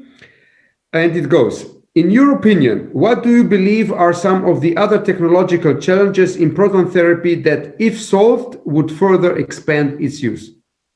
Yeah, I mean, clearly what we need to do is to make the precision and reliability in terms of delivery the same in proton therapy as we do in photon therapy. And protons, there's physical differences, obviously, and the most important one being exactly where's the beam going. It scatters, and it has a slowing down that needs to be better characterized. Better CT scanners would be useful, but also there are some beam monitoring things. So prompt gamma is one. Prompt PET is interesting. I think proton radiography is also interesting. So those technologies are going to make protons probably as precise and accurate as conventional photon therapy. And that's really the thing. Also, of course, you've got to reduce the price. It's too expensive. There's not enough accessibility, especially in poorer countries. Thank you, Rob. So, Andrew, that was a direct answer to you, I guess, the price bit at least. So now this session is over. I thank again the two speakers. Well, I try to clap, but that's all we can do. And I give the word now to Primož Strojan, who will take over the chairmanship from me. I think we don't need a break. Let's just continue. We are not so bad on time. 4 minutes late. I think it was worthwhile waiting the 3 questions, but I think we can continue as we are. Thank you very much. Thank you, Mark. Yes, it's time to proceed with the second part of the workshop. But before we start with presentation scheduled for this afternoon, I would like to go back to the idea of the workshop. As you heard, thinking about National Proton Therapy Center in Slovenia actually initiated the idea of establishing common research platform. I mean, research center for promoting ideas and planning of research in the field of advanced diagnostics and therapy in oncology. And in order to check the interest in such center and identify resources, research teams, available infrastructure, and potential areas of future activity that could act together in this context, we organized this workshop. So this is only the first of such workshops, as Slovenia research community in this field certainly offer much more than what will be presented today. As you may notice, there are no representatives of both University Clinical Center. And the reason is simple: COVID epidemic, which we are witnessing at the moment. And the burden of the COVID largely falls on these two larger Slovenian hospitals. So you can expect similar events also in future. If I return back to today's presentation, we have 6 lectures in a row. But as emphasized, as the emphasis of the meeting is on resources, interest, potential areas of collaboration in the frame of research center advance, and not on content of the lectures themselves, we will save questions that eventually arise during each lecture for the roundtable. Okay, so the first lecture will be presented by Professor Dušan Šuput from Faculty of Medicine, and the title will be Advanced MRI Techniques for Tumor Detection Without Contrast Agents. Please, Professor Šuput.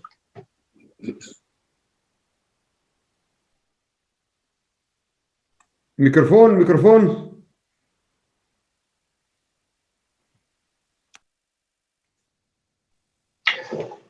Professor, microphone. Oh, I'm so sorry. I forgot to switch the microphone on. Okay, I'll try to share the screen, and I have to choose what to share, actually. I hope you can see that. Can you see? Okay, I see nodding. So I will start from beginning. All right. So the title is how to use MRI techniques without using contrast agents. In beginning, they said that gadolinium-based contrast agents are harmless. Now we know they are not. In some cases, they can be very harmful. In some cases, not. But if we go to MRI imaging, if you image just water, it's clear and you get, let's say, a white signal in the two images. If you put something in the water, then you see something because you make a kind of artifact. So actually what we are looking is things that change due to environment. And our goal was from beginning to use MRI techniques that would somehow enable detection, very clear detection of cancer without using gadolinium contrast agents. So the first case would be, let's say, prostate, because it's been a gold standard to use gadolinium contrast agents to delineate the tumor. And one of PhD students who's now in UK, first he was in Cambridge, now he's in Newcastle, he's working on prostate MRI, and his mentor from UK was present at PhD thesis defense. And he says that in most cases, if somebody works on prostate cancer with MRI, he would not need contrast agents. But for people that are not skilled, this is still important. But here with diffusion weighted imaging, you can see very clear delineation of the tumor, which is not seen on normal image. And we do that regularly. And fortunately, we get patients in from Italy because they say that our service is somehow superior to some services in northern Italy. The other thing which we would like to have is ATP imaging. And with emit proton transfer imaging, one could really advance diagnosis of tumor. Actually, this technique enables gradation of tumors because it's a kind of chemical imaging, and it's a part of chemical exchange saturation techniques, or like magnetization transfer. But here we use emit groups in proteins, and proteins are more abundant in rapidly growing tissues. So if, in the case of low-grade glioma, you can see tumor very well, but here with proton emit proton transfer, you don't see much, which would mean that the tissue is not very rapidly proliferative. And here we have glioblastoma, a rapidly growing tumor, and you can see very clearly the tumor here too. And this represents a rapidly growing tumor. So I think there's plenty of room that for MRI imaging in oncology. And unfortunately, we still do not have this software, which is for us, as we are a research institution, not a clinical institution. About 30,000 euros is quite a lot for us. And maybe next year we will be able to buy that.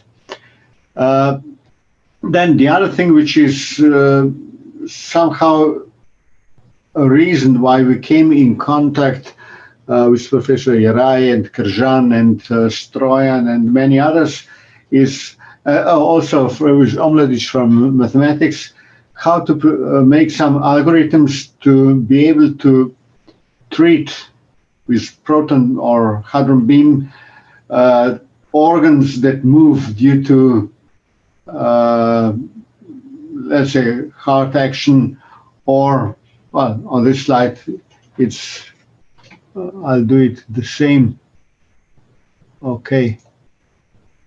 You see, here, if you have something in the lung, you see that the lung would move a bit, and the pressure here on the liver can also move the liver a little bit. But this image was taken at the breasthold. So if a patient would be breathing, you would have large movements of liver, or of course even larger movements in the lung. And of course you can have also sarcoma in the heart, which would move a lot too. So how to make correct algorithms to know how to adjust the beam so that only the tumor and all the tumor would be hit with proton beam. Now, the previous lecture was very, very interesting, and now I have more questions than answers. How can we use MRI in proton therapy? You know, it's really, everything is done in supine, not in upright position. So things would change a lot. And I don't know if proton beam can only be, if this technique can only be used in upright position, because I saw on one slide the patient lying on the bed too, especially in the rotating gantry. I think that's about all I can say briefly. They told me 5 to 10 minutes. I can talk more during discussion, but now we came to the end, and thank you for your attention. And if you have any questions, I'll be glad to answer.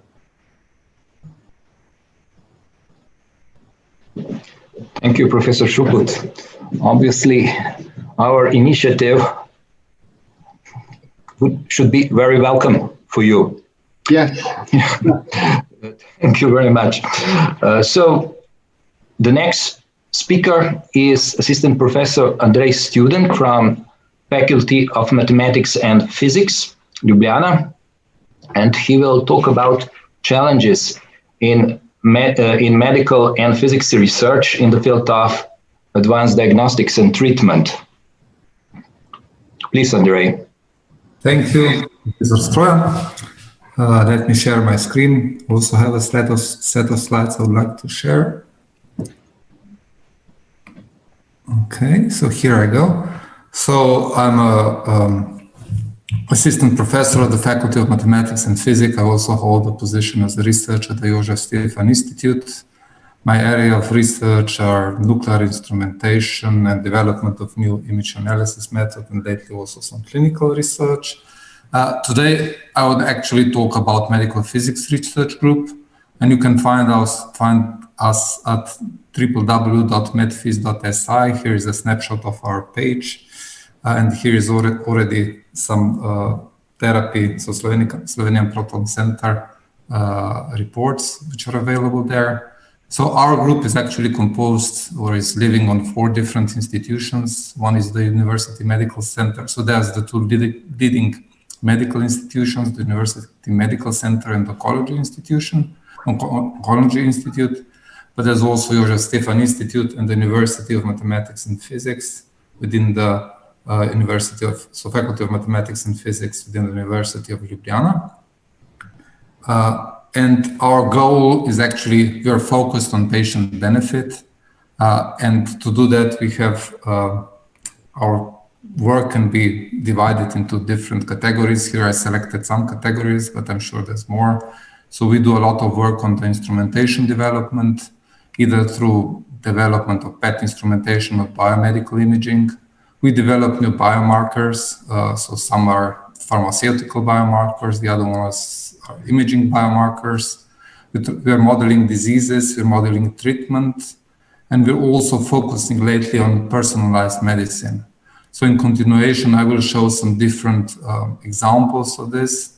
10 minutes is not much, so I couldn't possibly present all activities that we do. Even so, I might be even too long, so I'll just go in and try to be brief. Of course, all questions can be addressed later on. So first, on PET instrumentation, we have a nice opportunity that we can share our lab with the high energy physics development laboratory. So you can actually profit from detectors which were developed for different purposes. Here we are using Cherenkov photons, which have the highest, they're very fast, they're released immediately upon interaction, so they give good timing information.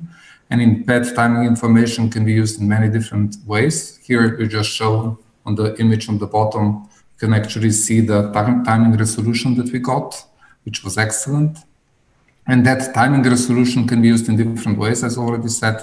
One way is to build adjustable different PET geometries. As we show here, you can actually think of PET panels rather than PET rings.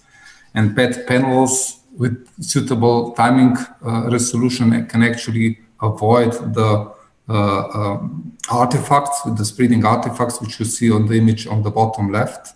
This is what you get if your timing resolution is poor, and you actually, when you improve it, you get a dot back, which is something that you can do. So this, here I always list a couple of partners. I give a couple of flags to see that, for you to know who we're working with on this project. Going on with instrumentation is the biomedical imaging group. They focus on merging different levels, different sizes of tissues and organs. So they try to merge imaging on the macro scale, which is shown on the top row on the left, with the micro histological samples. And they do that on many different clinical applications, or there's many different clinical challenges they can answer. They focus on inflammatory diseases, where they look at physiological problems. They can do some dermatology, arthritis experiments. They're also working in finding out different histological samples, the quality of the category of histological sample. Also, they're thinking about DORA. And they also collaborate a lot with industry, Photona, on laser therapy, for example, laser epilation. Now to more oncology-focused research. One thing that we're doing is we're trying to improve breast cancer screening. And for breast cancer screening, the new approach is to try to implement personalized screening. To do personalized screening, you have to assess the risk. And one component of the risk assessment is also radiological density of the mammograms. Here we developed a routine that assesses density from our patients in the DORA program. On the right, we show what the precision of our algorithm is. It can certainly be improved, so it remains a challenge. But it's nice that in the PIRATS 4 category, which is the most challenging one, because risk increases a lot in that category, we have the highest accuracy. So we have partners from Belgium. Then another area of research we're working on is, of course, new modalities, new therapies in cancer, such as immunotherapy. And in immunotherapy, we have two challenges. One is the selection of patients. Here we did some great work on quantitative analysis of PET images prior to treatment. And we see, so ours is the blue curve, and this is probably the best as you can get from any routine, particularly those ones. On the red one represents that the standard CT-based treatment assessment done 4 months into treatment.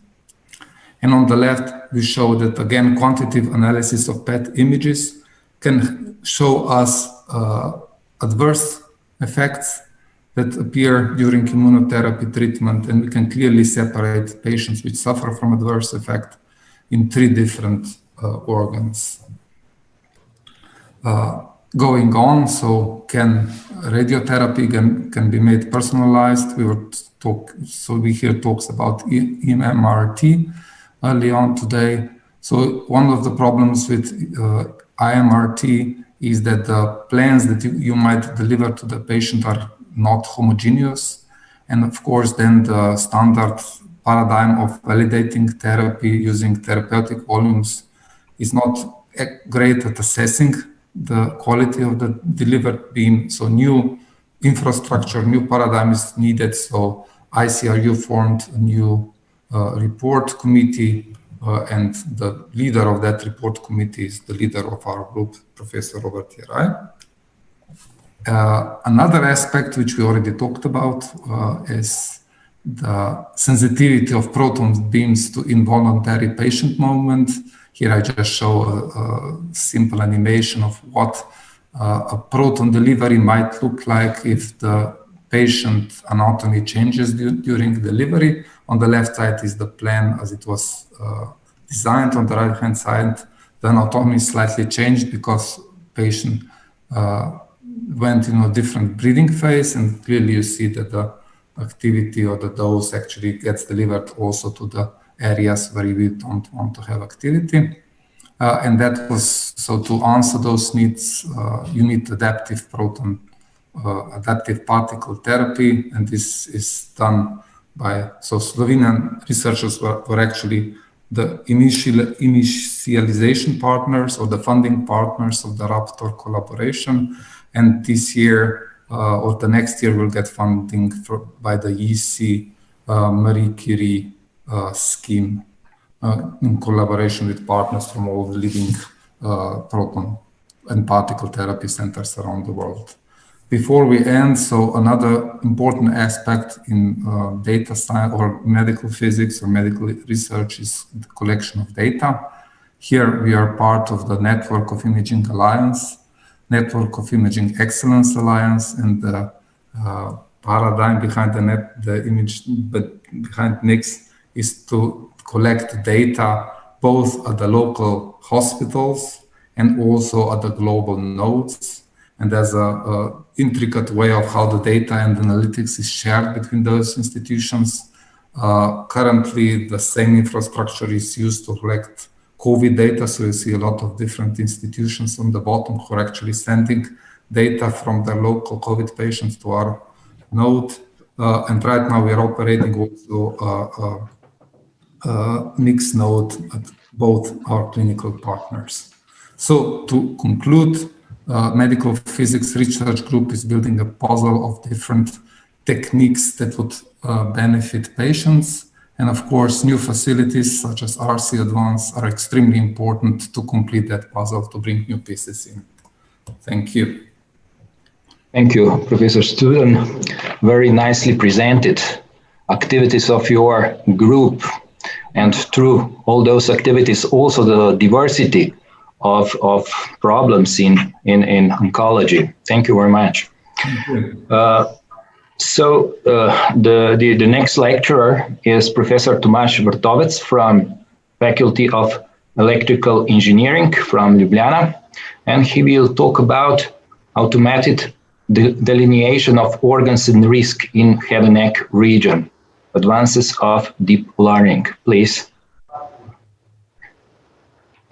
Okay, thank you for this introduction. I hope you can see my screen with the presentation. So, just a second, I can control. Okay, as you probably know, one major task in radiotherapy planning is the delineation of organs at risk from the acquired medical images. So, if we focus on the head and neck region, this is particularly challenging because there are several organs at risk in the head and neck region. They can be small or curved, like some optic nerves or some small glands, and they can be soft or bone tissue, like for example glands or the mandible and so on. Additionally, the variability of medical images is quite high, so this hampers the whole process. There are different imaging modalities modalities we're dealing with, for example, CT, MR, or PET, each imaging modality is susceptible to its own artifacts, like noise, inhomogeneity, partial volume effects, motion, and of course, different anatomical structure or the same anatomical structure also appears differently in different images. For all of these reasons, manual delineation of these organs at risks is quite a tedious and time-consuming process and is subjected to a quite severe intra and inter-observability, although there are several delineation guidelines for manual delineation, like the one published by Brouwer et al. In 2015. This task is still quite tedious. So, a solution to this problem is to use automated delineation or auto-segmentation, like it is called in this field. This is enabled by computerized techniques that are based on medical image analysis. And this, to some degree, eliminate the subjective bias of the observer, accelerate the whole process, and finally, basically reduce the total workload in terms of human resources, in terms of oncologists, radiologists, and people who do this manually. So we can either choose from manual or auto-segmentation, but we focus on auto-segmentation. Nowadays, there are two basic approaches to this. One is the conventional one, and it's atlas-based, and the more modern one is based on deep learning. So just two quick examples that show some methodological frameworks for atlas-based and deep learning-based approaches. So in atlas-based approaches, a new image with unknown segmentation masks is registered to an atlas. An atlas is formed with many images with known segmentations. And then, according to these registered images, we obtain segmentation masks that are propagated back to the original image. We can then apply different approaches how to select an optimal atlas, because usually we have different atlases. And in the end, we fuse different labels that were propagated to this original image, and we obtain the final segmentation. On the other hand, deep learning is based on systematically training our deep learning model through a deep neural architecture on a large number of previously annotated images. And the advantage of deep learning is that it systematically learns the most appropriate features that are then used that are then merged into a model. And then when we test with the new image, in this new image, these features are automatically searched for and result in a final segmentation masks. The properties of both ABAS and deep learning are, let's say, a little bit different. So atlas-based segmentation has been implemented in many commercial tools, and a lot of this software that comes together with treatment machines offers some kind of atlas-based segmentations, but it has some drawbacks because it largely depends on the anatomical variations that can be observed in different libraries that form the atlases. For head and neck, it is known to underperform for really small or thin organs at risks. And the problem is also quite long execution times, which limits this application for online applications, so for applications that should be some correction during the treatment and so on. But as we can see on the right, the first deep learning approach emerged somewhere in 2016, and we can say that the atlas-based segmentation has plateaued until that. But after 2016, a lot of deep learning approaches emerged and have increased in number since. The problem with these approaches is they require a relatively large image database for training. They can also result in false positives if we don't constrain the location of each organ at risks beforehand. And what is currently the problem is that we cannot identify which feature is the most important for segmentation, because deep learning model is some kind of the black box. So there is a lot of computational burden in the offline phase when we train the model, but when we test it on a new image, this is quite fast and therefore appropriate for online applications. From the results point of view, if we look in terms of the volume overlap defined by the Dice coefficient and with the surface distance usually defined by the Hausdorff distance, we can see that the deep learning approaches in generally outperform atlas-based approaches in both metrics. So in Dice coefficients and the Hausdorff distance for practically all of the organs at risk in the head and neck region. Maybe an exception is for brainstem. This is maybe because it has a quite common shape and can be easily also modeled by atlas-based models. But if we just focus on the Dice coefficient, we can see that the improvement in the best performing methods is quite large. And let's say, if we take apart cochlea and so on, it's around 10% of improvement if we consider the volume overlap. So what are the future considerations for auto-segmentation with deep learning in the head and neck region? So in terms of image modality, we need to explore different modalities. So the CT modality is currently required because we do the dose delivery map on CT images, but we can also use MR images and the information from MR images to fuse this information and obtain better auto-segmentation results. So in terms of organs at risks, for example, the spinal cord, brainstem, parotid glands are the most studied organs at risks in the head and neck region, and were given most focus, but a lot of focus should be given also to other organs such as these pharyngeal constrictor muscles, larynx, cervical, esophagus, and so on. And these are all important for radiotherapy planning. So image databases, there are quite a lot publicly available image databases, but what we need to do is to evolve the databases to include a larger number of cases and, of course, corresponding reference delineations, which should be also performed by multiple observers at multiple times and at different institutions to obtain a very good reference data for our method development. So the methodology will advance.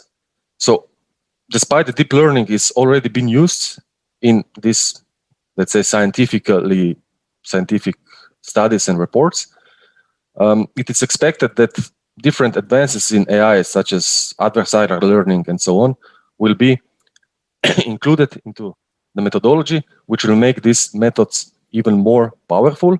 Moreover, if we work on image databases, these methods will be also trained on larger databases, and therefore their performance will improve. The ground truth, this is connected with image databases, again, needs to be performed by multiple experts at multiple institutions. Performance metrics.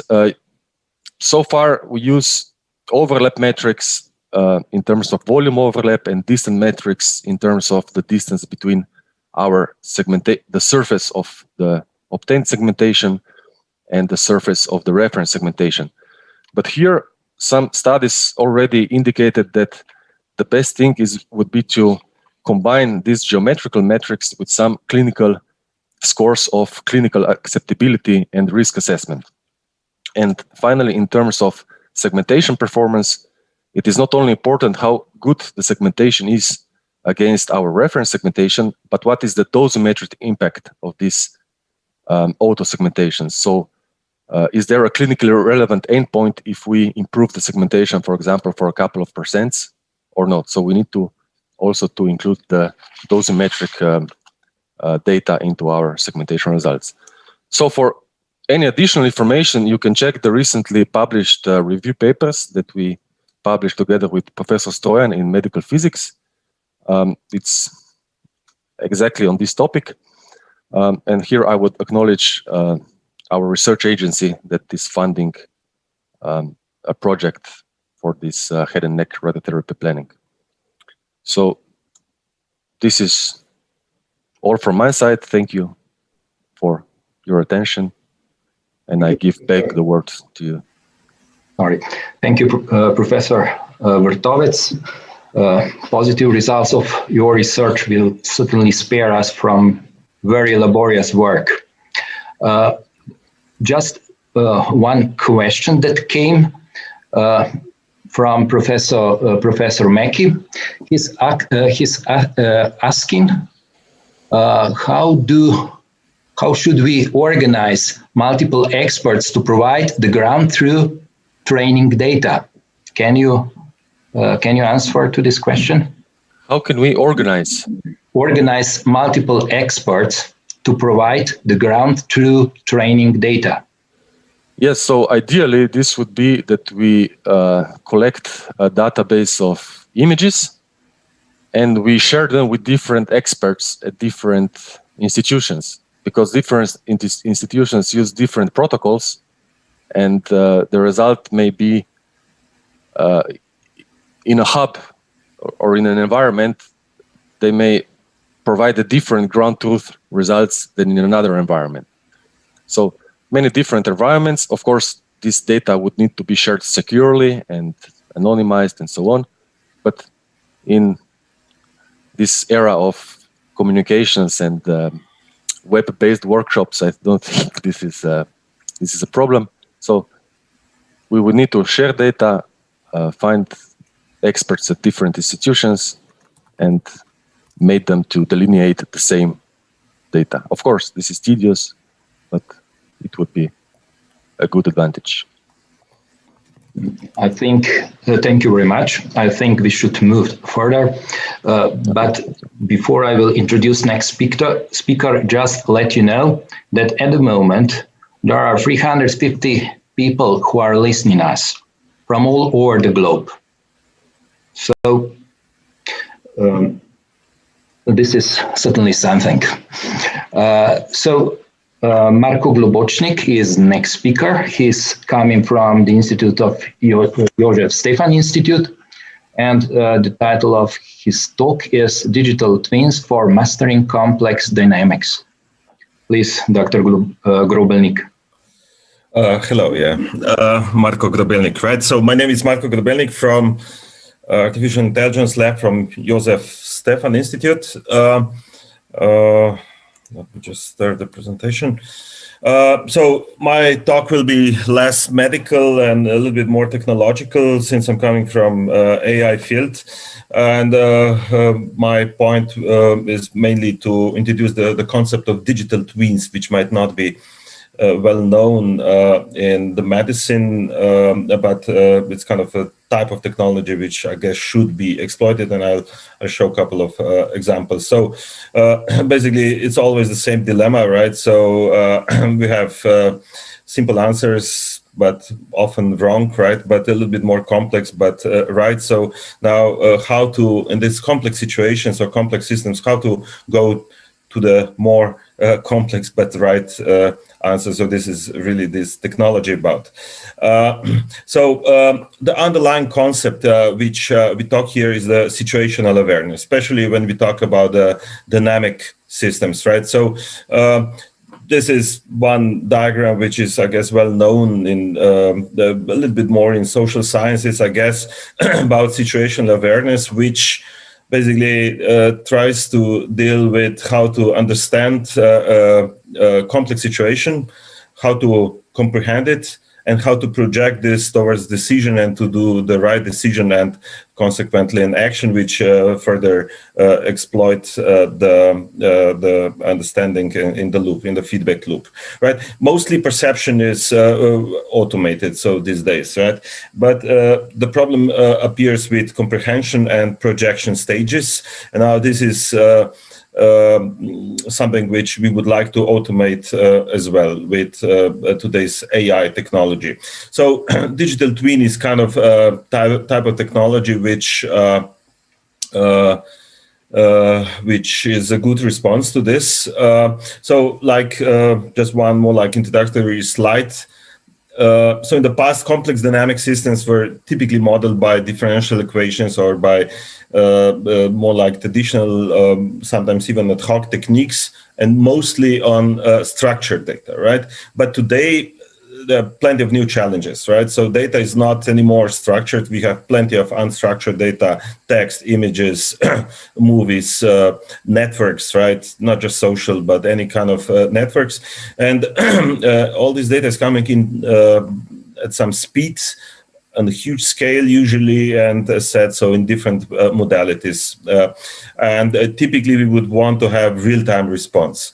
Now, especially what's relevant is also this causal modeling of these dynamic processes, which is often not, especially in today's AI, still not exploited yet. So we would like to understand this causal mechanics of the processes, which we might not even know very well. And usually we don't have time to build kind of nice models, which as we used to be used in science, right? So this is the digital twin technology. Now, what kind of questions usually we would want to be answered by, let's say, digital twins? So first, we would like to understand the history, how the history was structured, how the history of this dynamic system was structured. Then root cause analysis. If something happens, right, we would like to understand what kind of causes are leading to this particular event or phenomena which we spot in the data, right? Then we would like, for a given situation, right, we would like to understand what will be the next, the future, either in the form of events or trends. Then having this, right, once we have this kind of causal structure of the model, at least probabilistic causal structure, we would like also to have what-if questions. So we'd like to simulate possible futures, right, for the purpose of making good decision. And also there's this area of sort of, we would call it unknown knowns, let's say, and sometimes also unknown unknowns, where machine would basically warn us about the situations which we should be able to know about, but we are not capable of even asking for such situations. So these are kind of typical scenarios which we would like to have in this kind of dynamic systems. I'll briefly go through 3 examples, so just so that I illustrate how this works.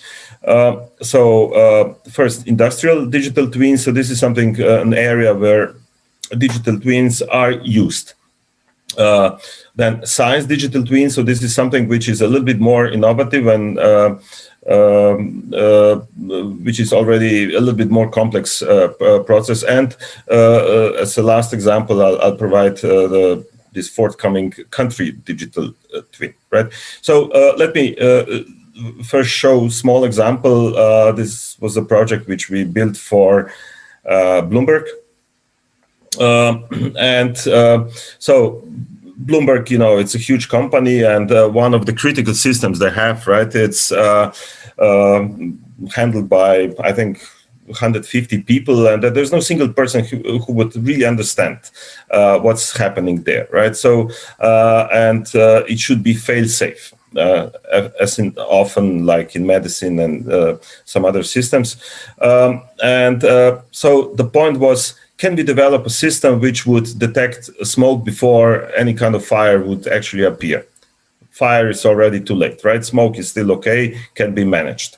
So we built the system to monitor such complex IT system. Roughly, we get around 5 billion input events per day. This is just to understand roughly 50,000 per second. And our task was we should deliver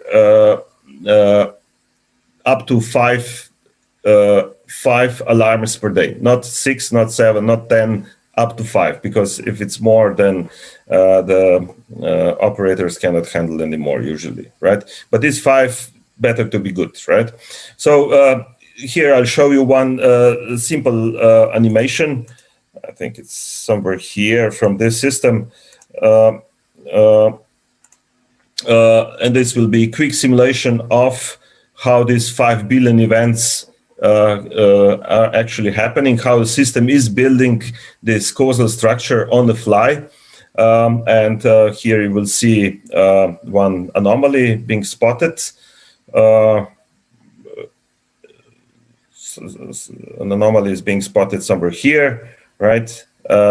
And then the system is able to explain what's happening and to point people or operators to. So this is now the process how to this is the anomaly and how the system then explains what to do, right? So so this is a sample of the actual system, and so this is really a small needle in a huge haystack of so these are just explanations how to how to react to this anomaly.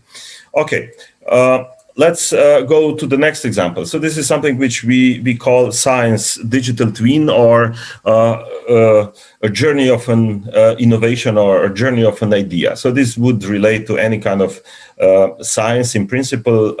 So this is collaboration with OECD.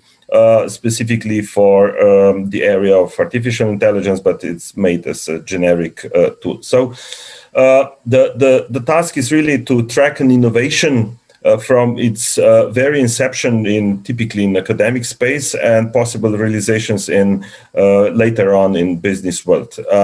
And the goal basically is to detect these groundbreaking ideas very early in the process, or before they're even spotted, right?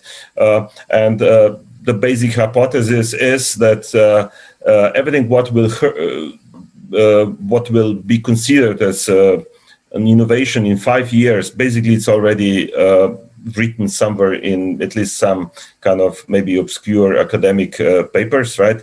And the point is to detect these ideas early on. So this is roughly a model, which a narrative of a model, really, which we have. So and which we try to model. So typically, innovation is spotted first in the academic world. Later on, we would see the patents. Then companies usually would get established around this innovation. We would spot in investments. We see the influence on job market. Then typically market reacts. Search engines like Google in this case would provide signals that something is going on early on, right? And also media. So each of these lines here is covered by one data set. They're all real-time data sets. As you can imagine, they're all pretty diverse, right? From academic patents down to media and search engines, right? Including investments. So all these real-time or close to real-time, typically they would be weekly or bi-weekly updates, are connected, and this is something where we would spot then the groundbreaking ideas which may turn to some kind of business innovations with some business value later on, right? So this is now still in progress, but it looks very good. So this is something which will appear in, I guess, in the next 6 months on OECD. As a joint collaboration with Josef Stefan. And the last one I wanted to spot, so this is something which, so Josef Stefan is doing several things on the side of Corona, how to help Corona crisis in the country. So some of our colleagues like Leon Ciesel are modeling and forecasting the pandemics, the numbers, infections, deaths, and so on. So our response was, let's build a country digital twin. Why? Because, well, what we learned actually during the COVID crisis. So speed of decision making increased definitely, but systems definitely are not prepared for this kind of speed up. Adaptation to all these new situations which we are experiencing became total necessity. But as you know, state and many systems are just too slow, right? We have many solutions which work well on isolated problems, but there's no good holistic picture, particularly in the societal space. On the other hand, data is there, right? Data which are measuring all parts of society are there, but they're not typically integrated, and even worse, right, not accessible easily.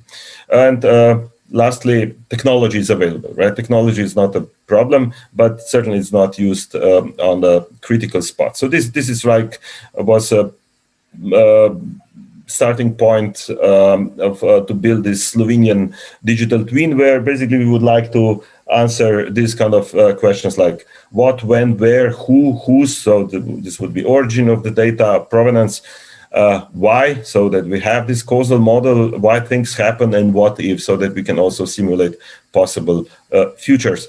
So this is just, I won't go too much into the details, but these are roughly data sets which we are in a process of collecting and modeling for the purpose of this informed decision making on a country level. So this would obviously include health, pharmacies, general stores, economic data, supply chain data, extremely important, right? Transport, energy, media, and also informal signals from the society. So these are like three examples of digital twins, which some are done already, some are in the process of being completed. Just in summary, right? This digital twin technology is something which I think it's worth being careful about. It's well used in manufacturing, so like this Industry 4.0, but these approaches are not transferred to many other areas. Like a factory is not very different from, let's say, a hospital, connecting everything from sensors which are on people up to the whole logistic process and telemedicine and so on. So hospital is a huge hub of data collection, very heterogeneous data collection here. I see as a good opportunity as well. So as said, so it's not exploited yet in all possible scenarios, including medicine, and I hope this will also provide an invitation to use this technology. Thanks very much. That's the end of the talk.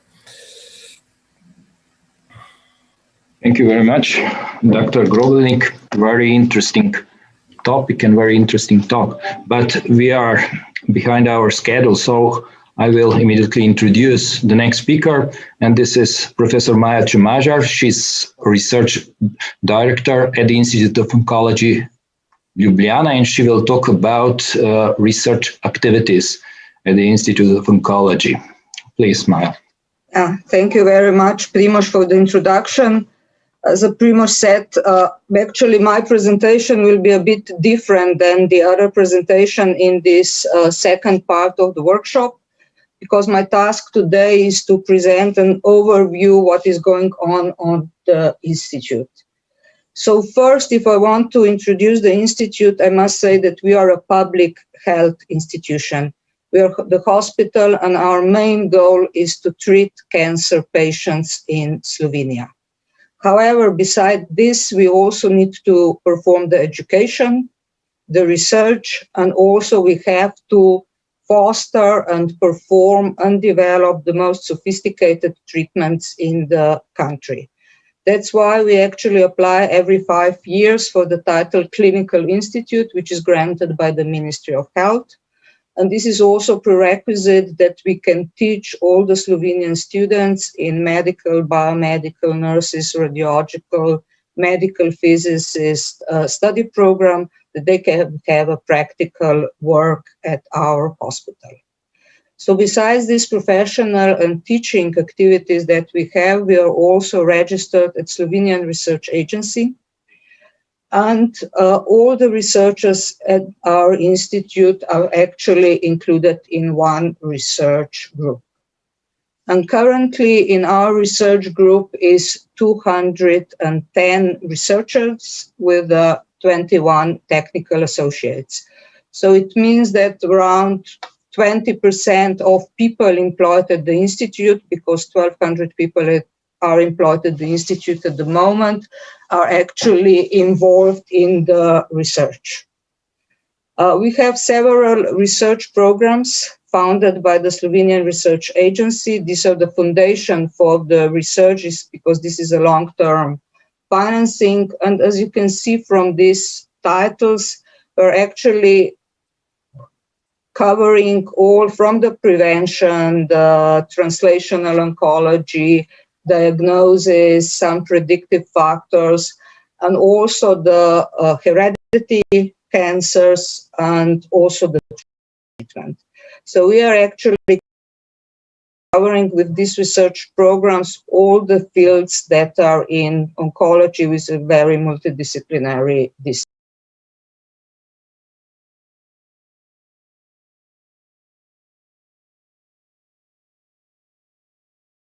Institute of Oncology, and the one that is here, the last, the medical physicist. This is in collaboration with the Institute Jožef Stefan. The leader is Professor Jeraj, and the one who is in charge at the Institute of Oncology is Dr. Božidar Casar. Here on the next slides are the number of national and international projects that are currently ongoing at the Institute. There are more and more projects going on at the Institute, and mainly we are collaborating with the University of Ljubljana, National Institute of Biology, and Institute Jožef Stefan. Also, the number of international projects is increased, and also the black one, other national project, this is from the Ministry of I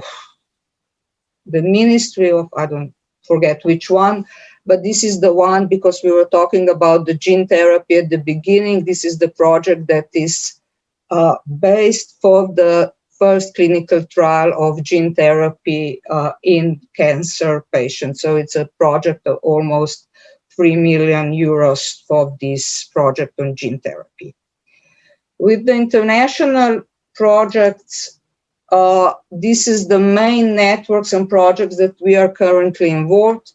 We are very happy that we are involved in 2 European reference networks. One is for rare cancer, Eurocan, and the one is for the heredity cancer, Venturias. This is actually networks that were formed based on the patient proposition. Then, as we are going to be acquired for the accreditation as an oncology accreditation in Europe, we are just currently finishing the project intent, which was a patient-oriented cancer center. This was the main topic of this project. Another one that we have is also based for the first clinical trial on cell therapy for the breast cancer, and we are also heavily involved in the project that are on the public health level. However, our primary goal is also to perform the clinical studies, so we are involved mainly in the European Organization for Research and Treatment of Cancer, ERTC. There are several working groups where our clinicians are involved, and mainly the clinical trials, the so-called academic clinical trials that are interventional, so they're actively including the patients for the treatment. There are currently 21 such clinical trials going on. We are striving to get more such clinical trials, but it's actually a big problem because Slovenia is such a small country. What we are actually also quite proud of that these researchers that are actually mainly clinicians and other scientists that have also routine work, that the number of publications is also slowly increasing over the years. These are publications that are mainly in journals with a high impact factor. And for the one of the measures about how well is the work of the Institute of Oncology recognized internationally is this category, normalized citation impact. And I'm very proud that Institute of Oncology, the publications of the Institute of Oncology are very highly cited. We are on the second position after the University of Ljubljana. So this was a brief presentation of the research. If you have any other questions, you can either write to me and I will direct you to the right coordinator at the Institute, and I will answer all other questions at the round table. Thank you. Thank you, Professor Čemažar. Sorry, you didn't see this slide. This is the impact factor that I'm showing now. I'm sorry, it didn't move. So this is what we are proud of, the high citation of the publications of Institute of Oncology. Okay, thank you. Thank you, Maya. It would be interesting to see comparative data from both clinical center, but this will be for the next time. So the last speaker is Dr. Christian Anderle from COSILAB, and he will present Raptor initiative. Please. Thank you, Dr. Strojan. So, hello everyone. It's my great pleasure to be here today among some of the greatest minds of oncology. And I'm very happy to present today the Raptor consortium that, that I have a privilege of coordinating. And first, I would like to introduce what the Raptor consortium is. So we have a very strong vision. It kind of relates to the talks of Professor Boldfeld and Professor Mackey in the beginning, so that the research needs to have a strong vision and needs to be also, in some cases, goal-oriented. And this is how Raptor started. So with the initial vision, with the initial idea, and it proposes kind of a radical paradigm shift in the oncology radiotherapy. And basically, so right now, as we're used to the normal clinical workflow with the radiotherapy, is that patient has several visits before the actual treatment, because you have to prepare everything, do the planning, and then the patient, each time the patient comes, they need proper positioning. So it's all a very established process. And what the Raptor consortium would like to see is the shift, that basically patient just comes for the first time, walks into the machine, stands there, and then just walks out. So basically, it's a really radical shift, that there's no positioning, no real planning, and so on.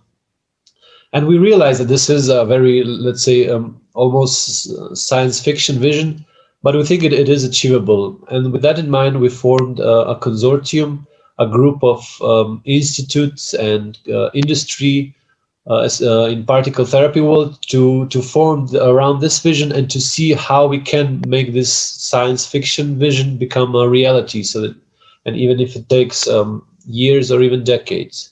And of course, to bring this in the end into the clinic, we need some advanced research from different topics, where as it is for example, for the computer science, the treatment planning, the positioning, the QA, the treatment delivery, the interface between all this. So it all has to scale, because if you think about it now, you have scales of days or even weeks between the treatment planning and actual radiation, and we want to move these to seconds.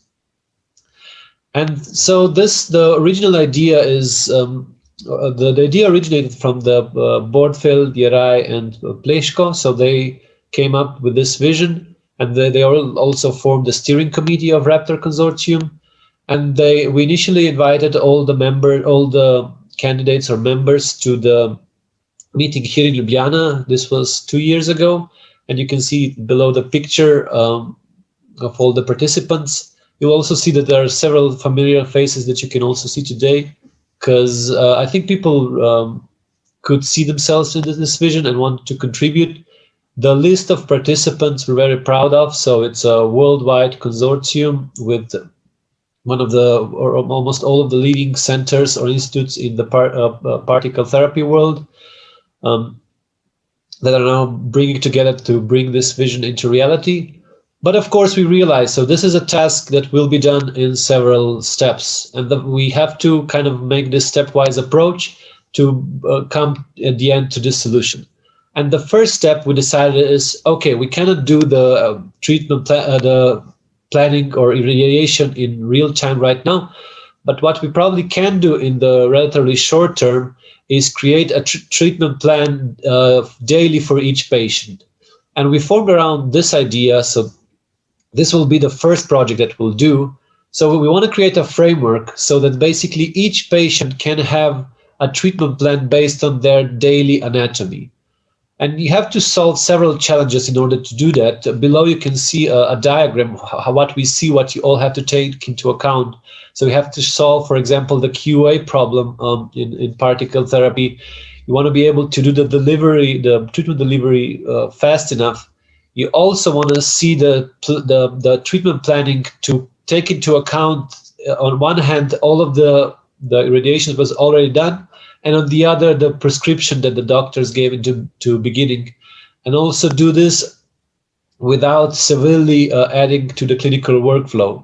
So there are several challenges what we want to do, and we formed together a EU grant where we proposed this idea, and we were very proud that this EU grant was accepted, and now we have 15 projects. So these are 15 PhD projects that will happen in scope of Raptor Consortium, and the final solution, the final framework, will hopefully deliver the daily treatment plan for each patient in the particle therapy.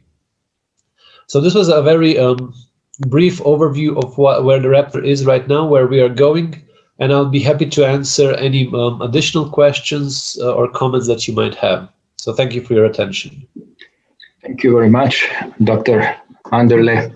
I'm very sure we will talk more about Raptor during roundtable session. I would like to thank all speakers. Thank you very much. And I would give the microphone to Robert, who will be chairing the roundtable session. Thank you very much. Thank you, Primoz. I would suggest the following, that we do have a 5-minute break before we continue. I heard the recent suggestion that no meeting should be 1 hour long anymore, but should be 50 minutes. So people have at least 10 minutes to move from one meeting to another. And I think, like in our 4-hour marathon, I think we deserve a few minutes. So I would suggest we get back together in 5 minutes before the hour. And that's exactly as planned. In the meantime, I would like to encourage everyone who is still listening to us to pose the questions either on YouTube or Facebook or email or any other way, and we'll try to integrate it into our roundtable discussion. Thank you, and we'll see you in about 5 minutes.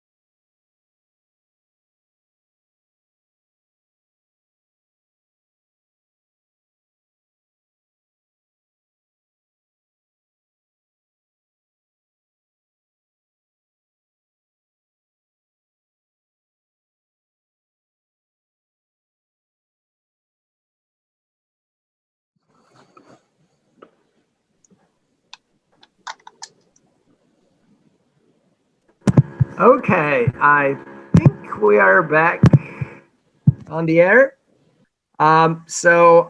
Yes, I guess we can, by the latest count, we're still having about 350 participants tuning in and listening. I would really encourage you, all of you, to participate via questions. Obviously, we have the panel of the speakers. Unfortunately, our first speaker, Thomas Bordfeld, had to go and have some other meetings, but we still got Rock with us. So thanks, Rock. I should mention this was his second, I guess, engagement after doing something in Kenya at 5 a.m. local time. So thank you very much. But thank also all the panelists that are really present the presentations. And I think just a sample of the opportunities that we have in Slovenia. And I should say that sometimes we don't even know about each other and what we work on. And just before we went live, we heard from Professor Shuput that said, like, wow, this is really great because we could use all this that we have heard today. And it really sometimes just takes not much to bring people together to start getting ideas. I also wanted to encourage Professor Grobelnik. I don't see him here, but I think he should start his AI-assisted science twin and tell us which are the best ideas we should move forward, because I think that's a great idea of how we can use AI to help our discussion. Okay, a little bit joke aside. So we would like to use this last hour particularly to address a couple of things. And I think the first talk, when we heard from Thomas Bordfeld, he got us some opportunities and some suggestions. And one of those was, what are the key questions that can really attract people from multiple disciplines together? I think the goal of this research center, if it is to happen, would be to bring people together in a way that normally they would not interact, they wouldn't come. I think if we all stay in our own little niches, we can do what we do. But really the synergy comes when the forest becomes more than the trees that make the forest. So I think that's one of the objectives that we would like to hear from everyone. What are the opportunities that you see in terms of bringing together expertise that's not currently maybe as integrated? We've seen a lot of integration already happening, but obviously the goal is to get it more. The second one is also to see who else that is not participating today, but should be, that you know about. So this is really just the beginning of the networking that we're doing around this topic. We should engage in future. So obviously, these were some of the researchers that we knew, some that had time or they couldn't. This was like relatively rapidly that we organized it. And as we heard, the pandemic definitely doesn't help, because a lot of our especially clinical colleagues were unable to attend because of really crisis that's going on in the medical centers. And then finally, I think what we would also like to hear is what were your thoughts on international engagement and relations. I think clearly that the research center in Slovenia cannot live in its vacuum. Slovenia is integrated within Europe, it's integrated within the world. So I think definitely leveraging this would be important. And finally, and I think also, I know that Rock would be very much, but not just Rock, but a lot of our industrial colleagues that are here. I think really, if we want to make it something successful, the participation of industry together with the clinical colleagues and academic colleagues is really the key to success. So thanks, Thomas. I saw that you managed to rejoin the roundtable. I really appreciate it. With this, I would like to just ask you, so what do you think? And maybe I'll give it back to Rock and Thomas. From what you've heard that's been presented, from what you know about Slovenia, so what do you think could be some of the topics? I know, Thomas, you mentioned, some of the topics would be for example, against towards the personalized medicine, the Raptor idea that we're, Raptor is more proton. So we heard from Rock about upright radiotherapy, but I'd like to open it a little bit broader into, just reflecting with some other things that you've heard that are happening and some other opportunities that you think we can have. So any thoughts from the outside? So Rock or Thomas, please unmute yourself and go ahead. Yeah, no, I was very impressed by the quality of the lectures from Slovenia. And, I think that optical techniques, in fact, have a role definitely in proton radiation therapy. The characterization of the surface of a patient is really relevant because proton beams start at the surface and they migrate into the patient. So if the surface ain't right, then the treatment's not right. I also think that that we should be looking at full integration of surgery into radiation oncology, and surgery is a profession now that's under a microscope or in an endoscope, and all surgical suites have cameras, and there's a tremendous amount of information that will help us in figuring out if the tumor is in the field, or if the tumor is where we think it is when we look at a medical image. That can be correlated together. The deformable mapping of the surgical field into a medical image field can be done. And again, all of this potentially can be integrated together. Robert's working on medical oncology and immunotherapy, the imaging engaged there. Biopsy should be done under image guidance. Why do we just stick needles in? Why don't the needles have cameras? And then all of this data that we could collect from all this stuff, it's perfect fruit for artificial intelligence. And so, is there a bigger Raptor? Could you extend Raptor to all of oncology?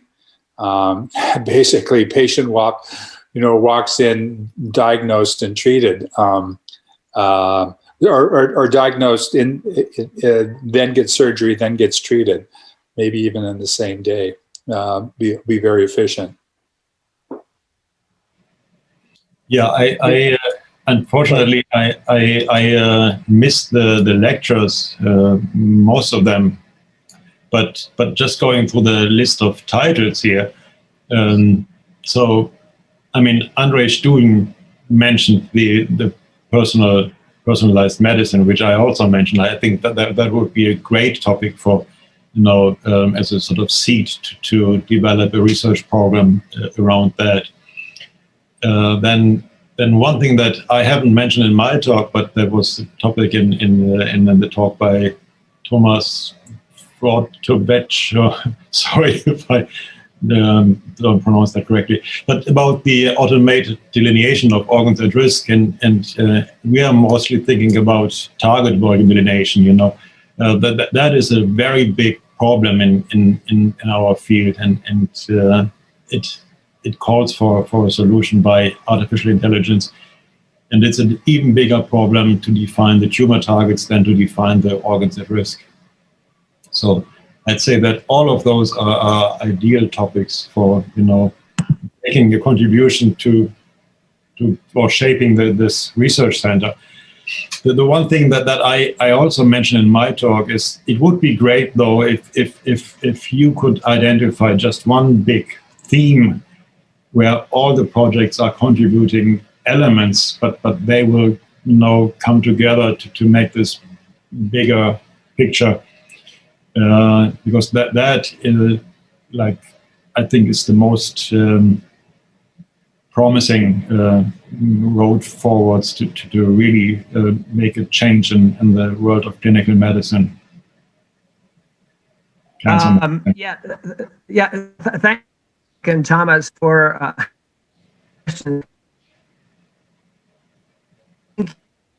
that Rock mentioned was impact of image-guided surgeries. I know that Tomasz and his group has worked quite a lot on spinal surgery, and etc.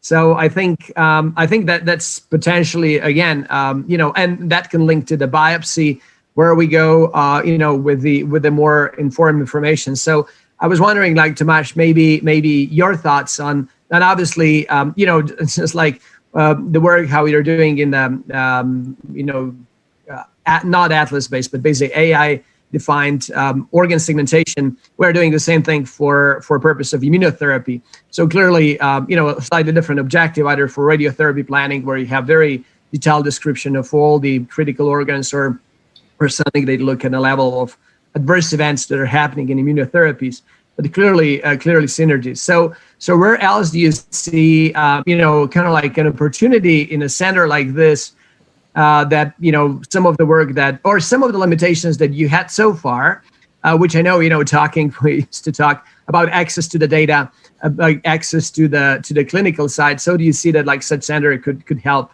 like you and your group? Yes, thank you. So, like Thomas mentioned before, target volume delineation is also very important in this respect. So in our group, we started quite recently with radiotherapy planning and medical image analysis in radiotherapy planning. As you mentioned before, for more than 15 years, I was involved more in orthopedic applications and with spine imaging. So I just recently moved into this area, but some problems are the same, are basically common in medical images. So we can transfer this knowledge we gained before also to this specific topic. And so far we started with head and neck images, because we agreed with Professor Strojan, and we also are collaborating on this national project that we obtain head and neck images of the same patients from CT and MR. Okay, so they're CT and MR image pairs from the same patients, and we will try to see if we fuse this information from CT and MR, if we can improve the segmentation. Probably the improvement will not be so drastic as I was shown in the presentations. So for 10% of the Dice coefficient, that was from atlas-based to deep learning. But maybe every percent here is already a big step further, especially for some organs at risk that are quite tedious to delineate manually. Okay. Yes, so next step probably is target volume delineation with deep learning. There are some studies from groups worldwide that are already targeting this kind of segmentation. Of course, tumors come in different shapes and locations, so it's automated delineation of tumors. It's an even more challenging task, but to some degree it can be approached also with deep learning, and of course a big leap has been done also in this area, so it has potential for future development as well. Yeah, thanks so much. Maybe a question, but maybe we'll get to this in the later. So what are other groups that you might know, or from your faculty that, we could engage besides your group, other researchers, and also I think in, international partners. So I think that's another thing, to basically leverage our networks of international collaborations to bring people in. But one point that I want to come later on, I know that pretty much all the treatment planning software companies have really adopted now AI-based, contouring. And I think, which again, calls for collaboration between the academics and industry and engagement of them. But let's leave this for the time being. I want to move to another point, and you talked about the multi-modality imaging. So, and clearly we heard a great talk about the potential from MR. I think, Professor Schuput has one of the few research, not the research, but the clinical research MR scanners that has been, successfully, even though I would say probably painfully, getting into practice just because it's so hard to do this in an environment which is, in a kind of like research environment. So I would like to ask, him to maybe comment how like a center like RC Advanced would help, looking back through everything that he has to go through, what would be opportunities to integrate and kind of like an expand, and that it says like in a multidisciplinary team expertise that would be there, opportunities to work on projects like, MR guided proton system with a new upright prototype, for example. So kind of like the sky's the limit. So what are your thoughts? Well, thank you for mentioning our center. It's really a bit difficult to work only as a research center because it costs a lot to run the center. And the other thing is that we are a bit too limited, and all the connections we have are partly with George Stefan Institute, Professor Sersha, and now, of course, we came in contact with you and many other valuable people, but we don't actually do much together yet.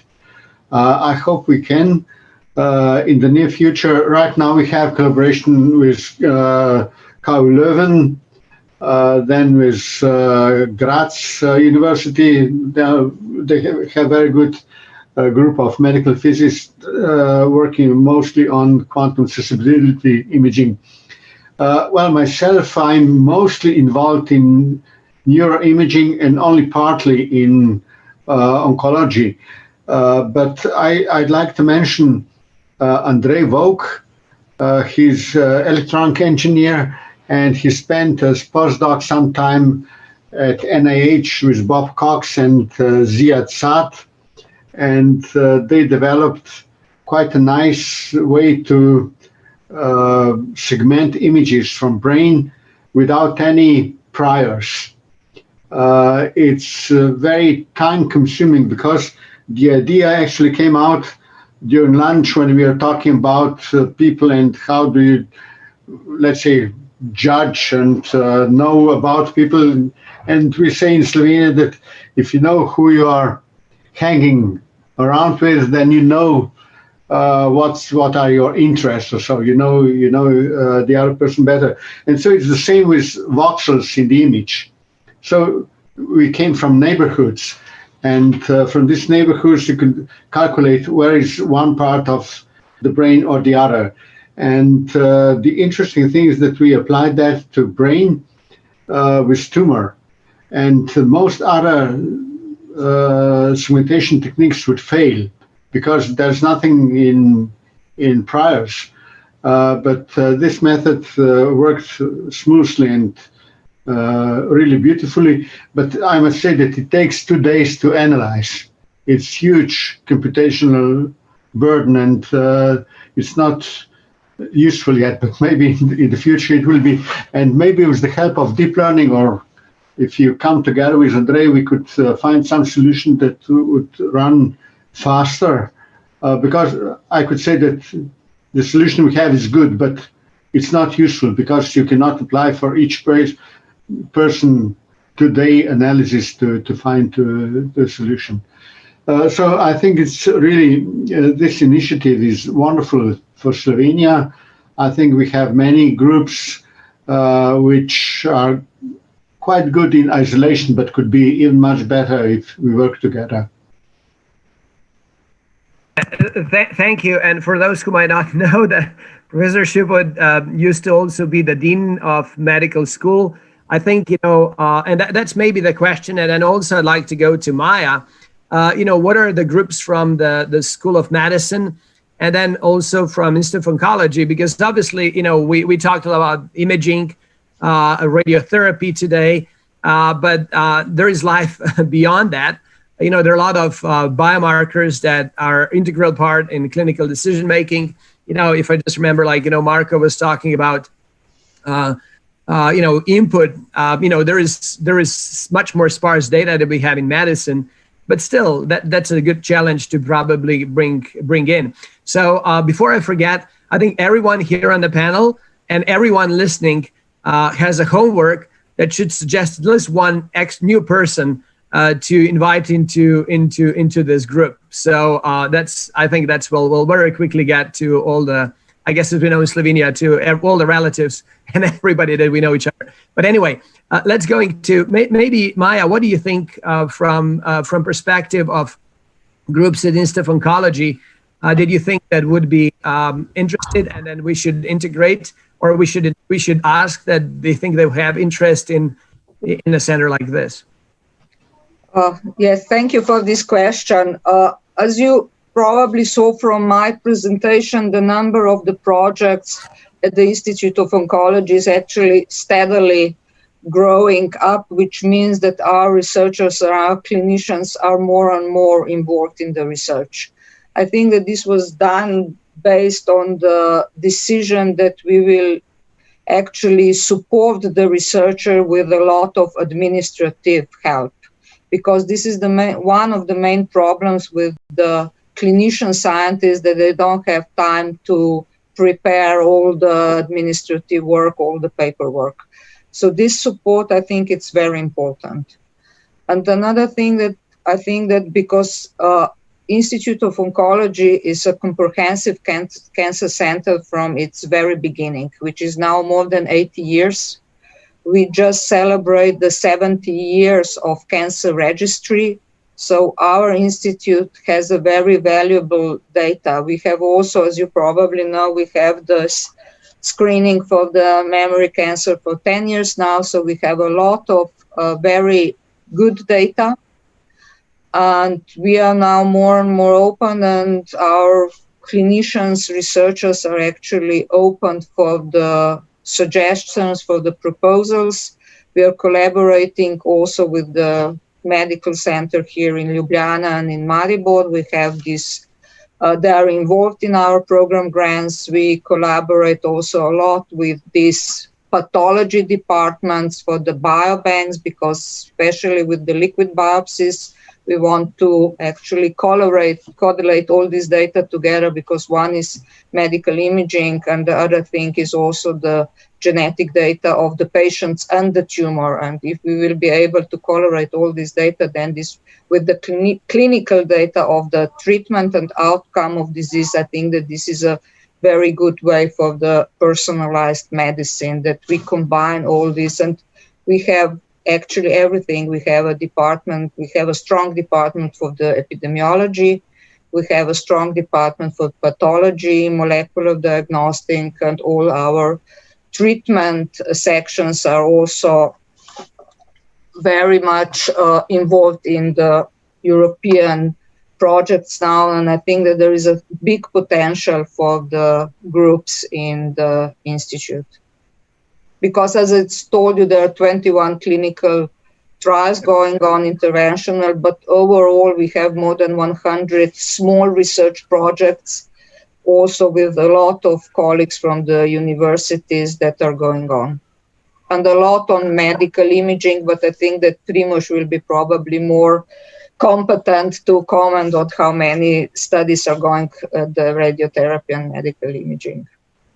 So thanks, Maya. I just want to correct. So the homework for you is more than one person. So you have to have at least 20 more people that you have to suggest to invite. Joke aside. No. But I think it would really be, I think, counting on you, I think, to identify, like, and within the sort of oncology that I know quite a few groups, but many that not know, that I think could really benefit from this. So maybe moving to Primož, I think from the clinical perspective. So how do you see the clinical benefit and benefit of patients, but also the benefit for clinician researchers? That such a center could facilitate and make life easier. So what are your thoughts? Look, what I think about this, that there will always be some proportion of people who will not have any interest in research for one or another reason. But for the rest, we need to we need to prepare conditions that they will be able to develop their skills. Professor Tremajar already mentioned that some conditions that must be fulfilled, like to help with paperwork, etc., etc. This is the task for the organization. But what is also important is to facilitate and financially support different connections with different institutions, particularly in abroad. This could be particularly for young researchers, very, very stimulative way for further career. What would be other thoughts? I think that our research is too segmented, and this initiative, which we are presenting today, is the best opportunity to put on one table all different ideas from very different sides or very different partners, and according to let's say a predefined selection criteria, choose the most interesting projects, most interesting ideas, and with the help of different partners, upgrade those ideas to be on sufficient quality level that we can sell them in research world.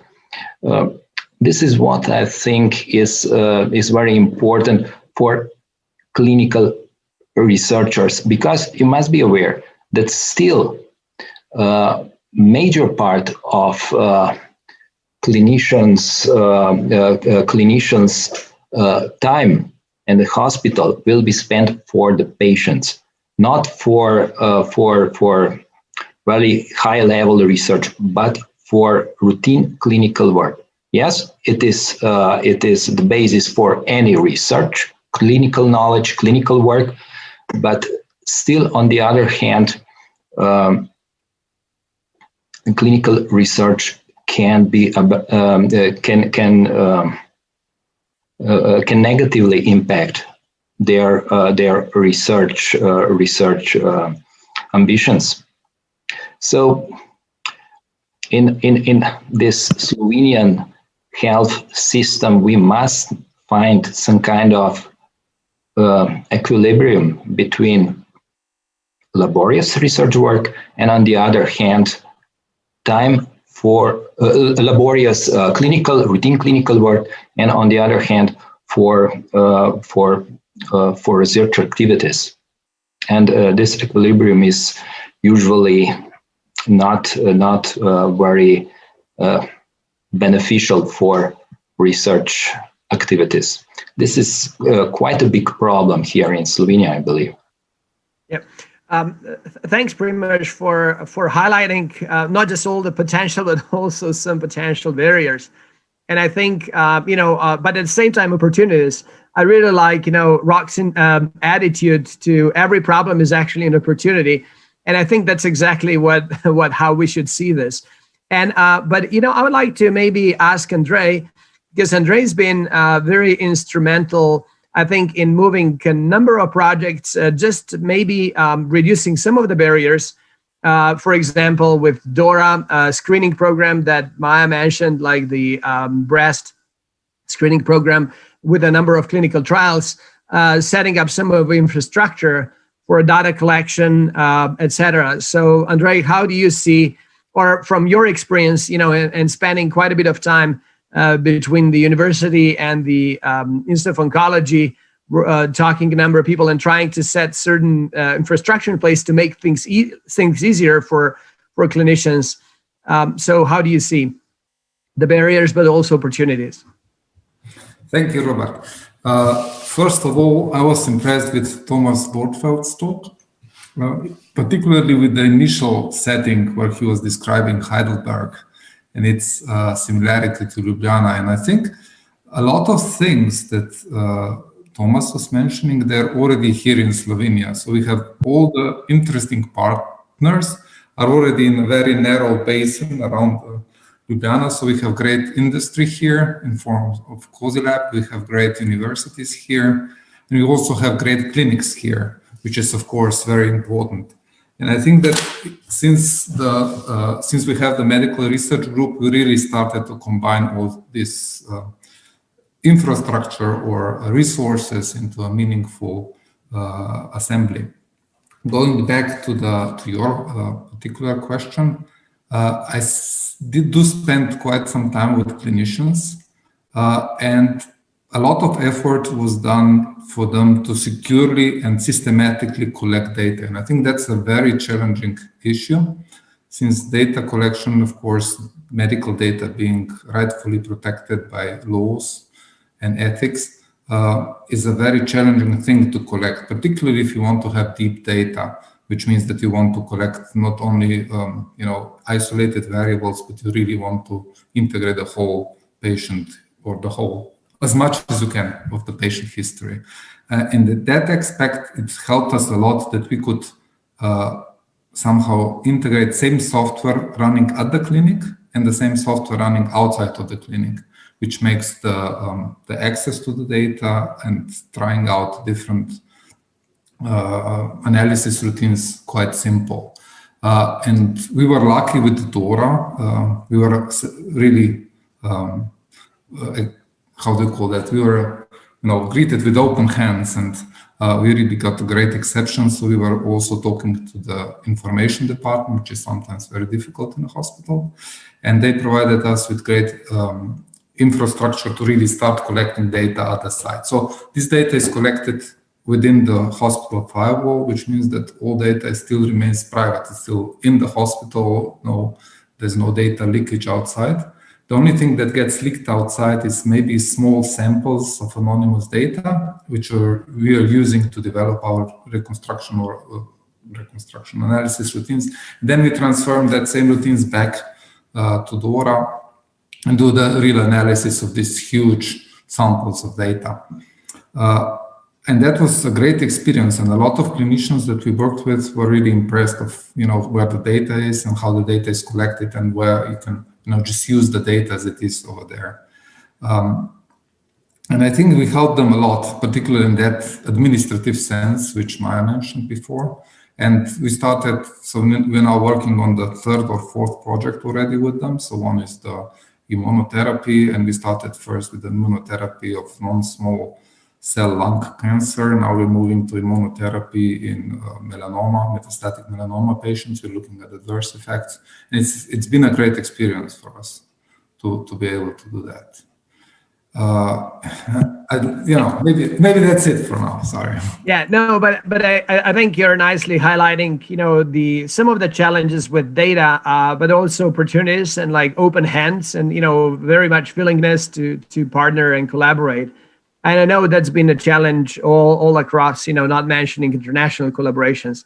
But maybe with this, it's time to maybe just talk a little bit about the data. I know Marco was talking a lot about data in other areas where data is very dense, where it's very frequent, where it's a lot of data.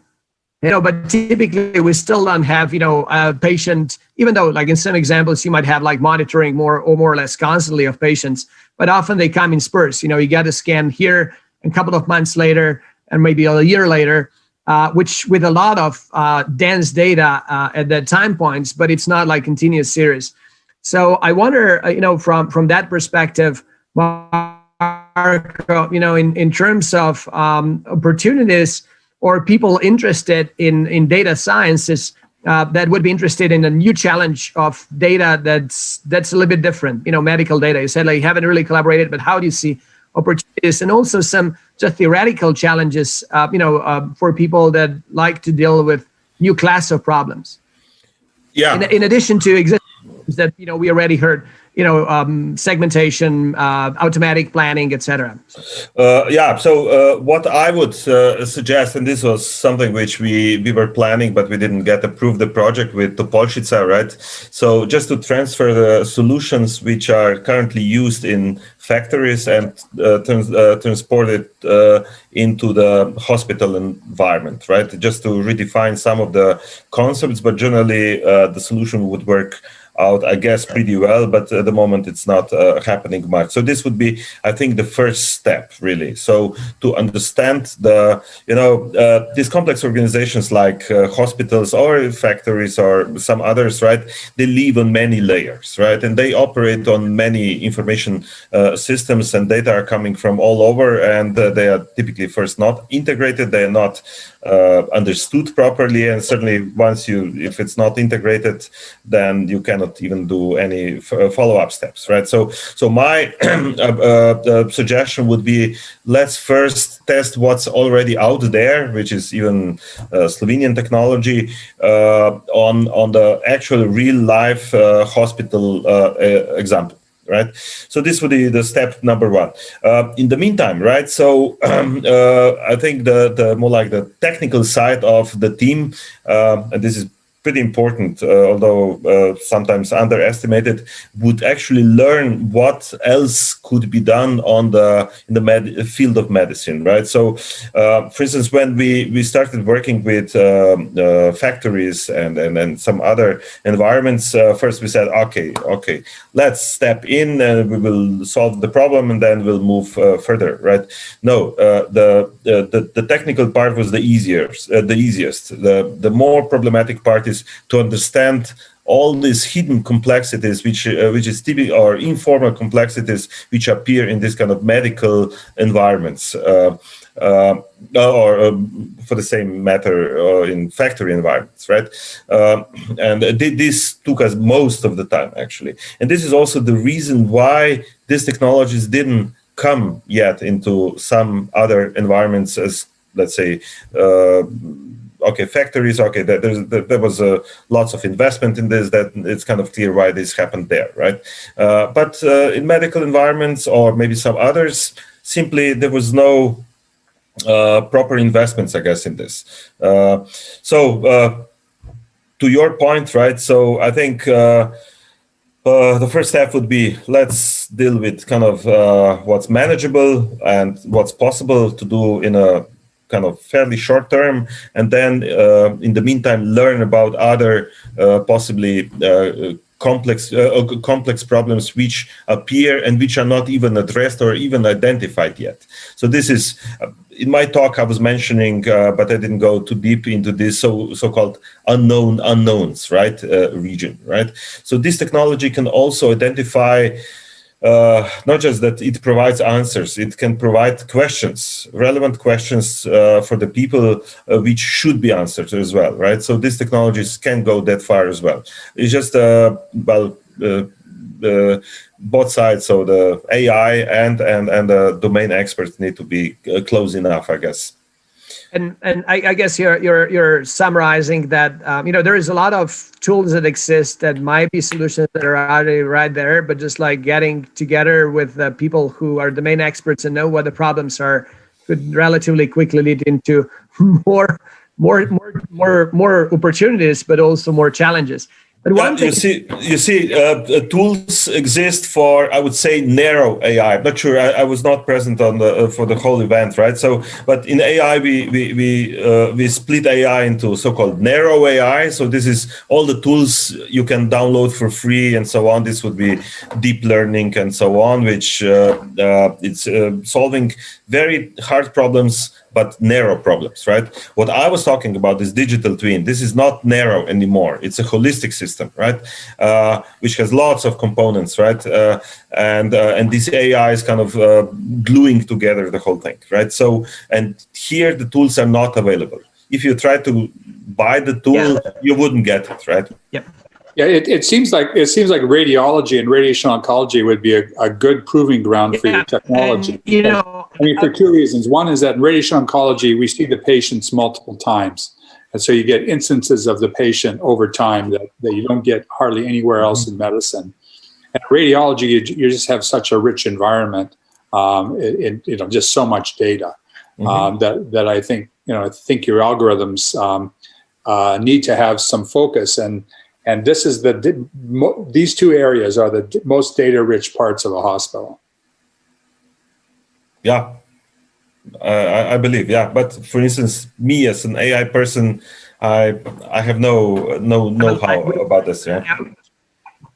But that's what we're for. I mean, we do have that knowledge, and so I think it's a very fertile collaboration. In fact, this reminds me of optimization work, and you remember the story too. So radiation oncology optimization is you have a huge number of optimization dimensions, right? You probably, in fact, you're effectively taking 10,000 possible beams and you have 10,000 possible control points. It's really like trying to do a matrix inversion on a 10,000 by 10,000 array, right? So a huge problem.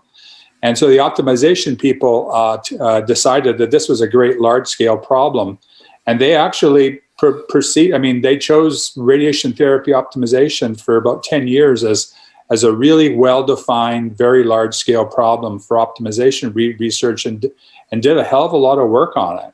And so I think these two disciplines would be a great avenue for AI. In fact, there's big collaborators in Wisconsin too on radiology and AI. Robert.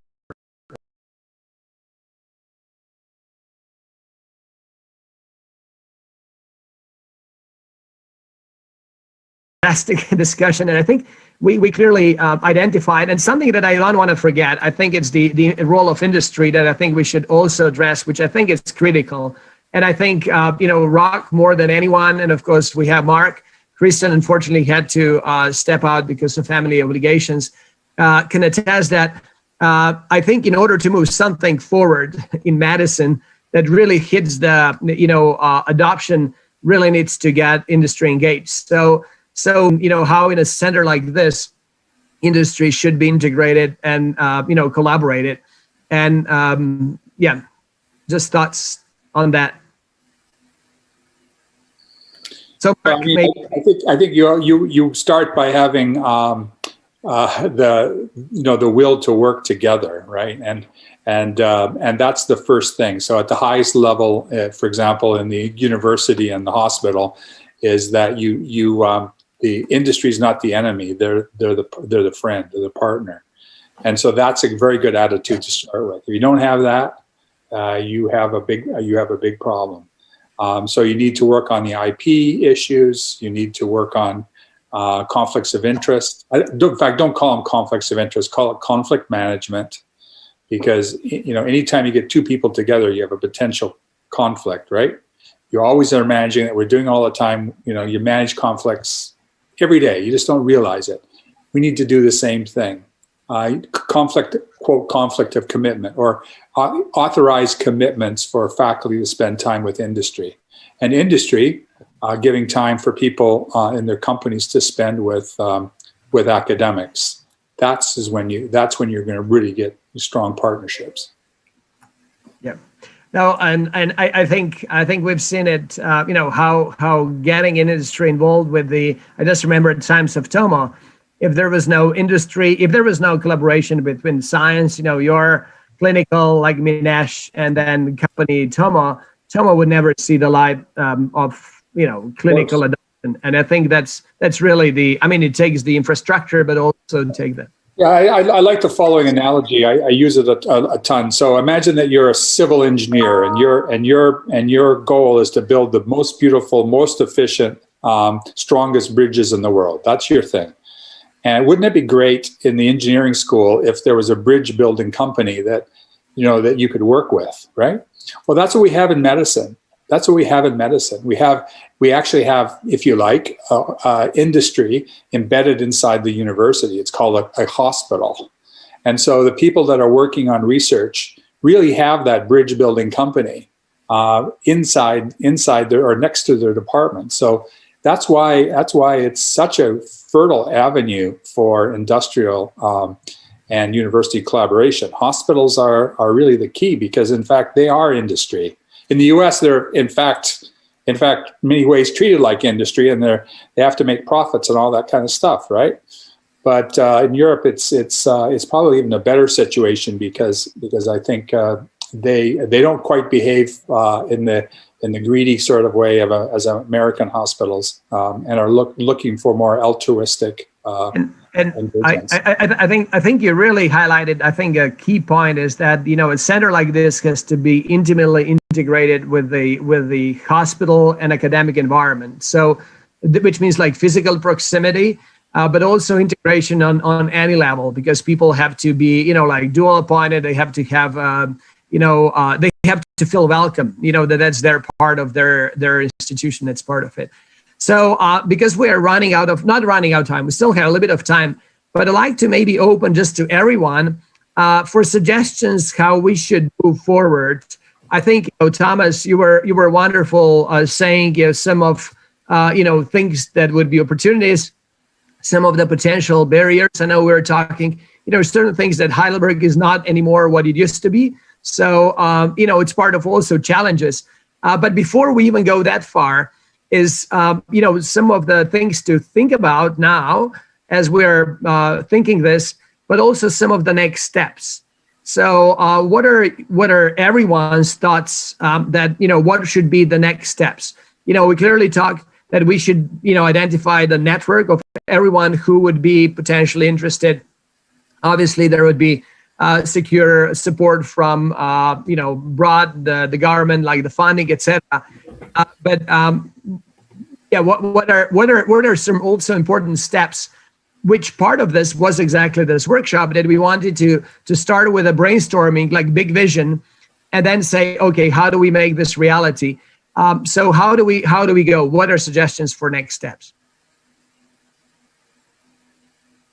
Yeah, I'd say, you clearly need to answer the question, what you want to do, like the what question, then the who question, your networks and who you're going to work with, and then also the how question. So what is the organizational structure above that or below that, let's say.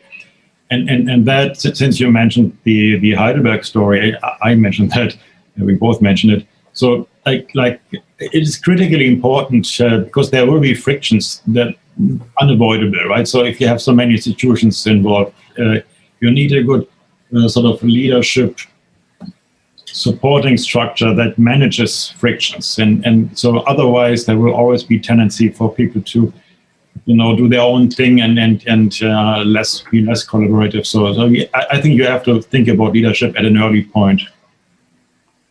Yeah, I think you should reach out to Toronto. The Techna Institute was a research and development institute for all the hospitals in Toronto, and they've had their ups and downs. So I would approach Techna and get some guidance.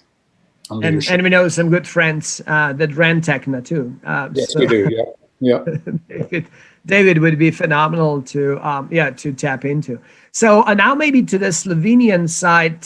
So what are your thoughts of potential, next steps, opportunities? It seems I just got the news. We are still over 300, participants here. So really, a lot of people interested in this. So obviously we have to keep going in terms of like the interest is there. So what do you think from Slovenian? Particularly, I think engaging the clinical community. So I think importantly to get really clinician researchers and those that would be interested. I think the basic researchers. I think that we're talking a lot of opportunities in Institute of Oncology, university medical centers, other universities. So what are everyone's thoughts? Well, I'm not from clinical community, right? So I'm more like from this AI, computer science community. So I would see this as especially as a very cross-disciplinary field, and this know-how, which is currently relevant. And I've seen in presentations, right, that many of the speakers were using pretty much up-to-date AI technology, right? But AI is moving further on, right? And so this cross-disciplinary link would benefit to the center, in terms of getting this current AI right away, right? So this is something which I would say from Slovenian side, but not from clinical community, right? So Marko, do you think that might be worthwhile that we kind of like have a little bit shorter event like today, because that's quite a commitment, like 4 hours, but start bringing people around the problem, just scientific and some speakers. I think that would be stimulating, and we can have discussions. So I think that could be a great initiative that would start start building the bridges. Sure. You see, maybe it's not clear, but Slovenia has maybe one of the largest AI research populations per capita in the world, right? So we have roughly close to 200 researchers only, right, in AI. So in like 6, 7, 8 departments, right, across university and the institute, right? So it's pretty decent communities. There are connections to medical field, but not probably enough, right? So in that sense, building this bridge would be beneficial definitely for both sides, right? Yeah, you have 100 per million people per capita. If that was in the United States, you would have, my God, 33,000 AI researchers. So we have 200. Yeah, I think it's 1 per 5,000 or something like this. Yep.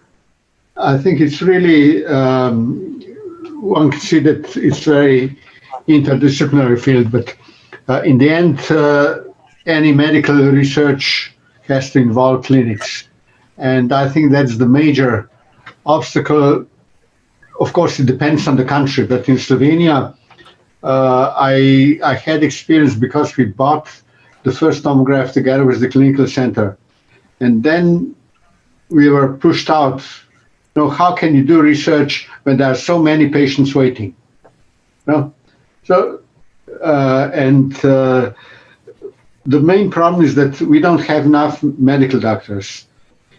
And at the time, several years ago, they wanted to import doctors, or they said there's not enough medical doctors produced at medical faculties.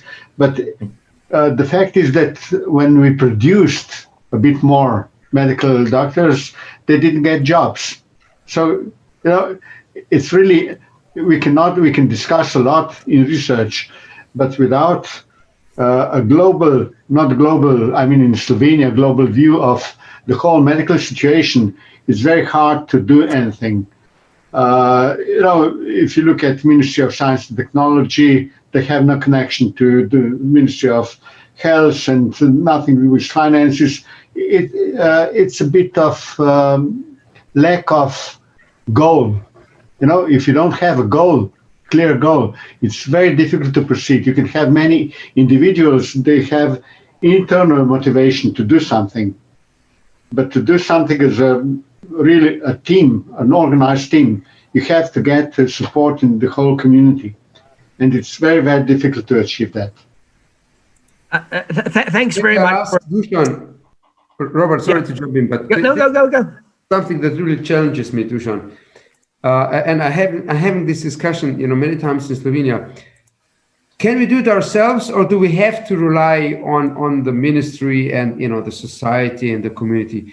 Is for example this proton center an opportunity where we get enough critical mass, an infrastructure that can run for itself?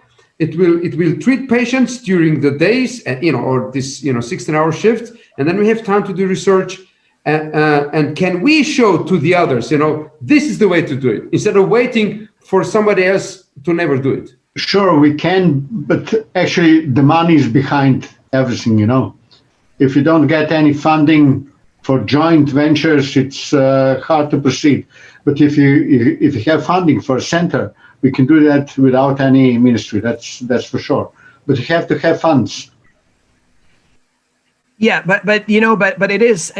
I mean, something is that you said, but I think it's also buying from I think clinicians, and I think that's another thing is like people that are like on the ground treating patients, and I think there is again like opportunity I think for exactly that you said, I think it's a lot of people don't have time, but we've seen a lot of intake and excitement, especially newer generation, like from medical students, the good students that like to see, that I think that's having a center like this could be also attraction and opportunity for getting more students interested in clinical research. And I think that's another side effect of bringing together people, different disciplines. I know a lot of medical students are crazy about AI, and they're curious about AI. So I think, just that having somewhere to go to would make like the discipline also look different, at least in eyes of some that would attract them that normally would not maybe be interested in. So, but, maybe as we're kind of like nearing the close, still would like to maybe hear from Primož, what do you think, engaging the medical community with, as we all know, like strapped little time, but a lot of self-interest. So how do you see, you think would be hard or relatively easy if we had something that would be already there? Of course, it's possible. Of course, it's possible. This is why I'm involved in this idea or project of proton therapy center. Yeah, but it's not only me. There are also people behind me. Actually, all department is interested in this project. Of course, some of us will invest more time, more energy in it. Some of them less, but still there is enthusiasm, there is energy to go this way. I believe that also for other project, in other project is the same. On the other hand, it is exactly as Professor Šupet mentioned. We have systemic problem here in Slovenia, but still somehow we are managing to do some research. Probably it will be the same in the near future. We will see, but certainly for a proton therapy project, there is an interest. Okay. Yeah, thanks. So I guess we've got like the last 4 minutes by my watch. So any last kind of like words of wisdom, especially from Rock and Thomas, that you would want to share? Or, and again, I'm really interested in like what's next steps, not just one, but like some of things that might be worthwhile doing that you would recommend. And then obviously we'll take the advice extremely. I mean, Slovenia is a small country, but it's still 20 times bigger than Athens at 500 BC when, it may have been the greatest point of humanity in terms of the arts culture. So if you specialize in something and do it very, very well, you don't have to be very big. You just have to be very good. And I think there's every chance that you could be good. Madison happens to have the world's largest medical physics department. Why is that? Because it had a few people at the beginning that saw a vision of getting physics involved in Madison. And Madison is only 200,000 people. It's a tenth of the size of Slovenia. So there's no reason why you guys can't have a tremendous impact on your university with first the proton project, but then keep it moving, keep it expanding, and try to make it impact medicine as much as you can. And then you'll attract great people. You'll attract great graduate students from countries all over the world. And that's how you make a great academic career. And if you involve industry like you're doing, then it's an economic boon as well. I mean, Madison, because of the medical device industry here now, is it's one of the largest industries in Madison, right? So it's very possible. It's very possible for you to have a huge impact. In fact, you can have a huge impact. This small field can have a huge impact on a small country. I guess that's another way of putting it. I completely agree. I just want to echo what Rock said, and I mean, you have the critical mass, as you see, by like more than 300 participants here, and the panel presentations, excellent work that's being done here. So you have all the resources, I'd say, that you need. So now you have to put it together, and that's maybe the challenge, how exactly you want to shape it and you know, to move it forward. But otherwise, I'd say the prerequisites are all there, and it's an exciting time. So I envy you in a way. So it's fantastic, as Rock said. I mean, so it's maybe a problem, but it's also a great opportunity for everybody to shape this thing. Wow. I think, you know, I wanted to have like closing words, but I definitely cannot match what you, Rock, and Thomas said. I think the challenge is an opportunity. I think what we learned, I think, thanks to be part of our story, which I think is just at the beginning. And I think I would like to really thank you. I would like to thank all the panelists today. I would also like to thank a lot of people in the background that helped with this. So we have here Alenka, Anya, Andrea, Tiasha, then Yelena. So we got so many people that helped with this already before we even started. And then particularly thanks to all 300 plus people that tuned in. I think this is amazing, like spending the whole afternoon. And I'm sure a lot of people have a lot of things to do and worry about.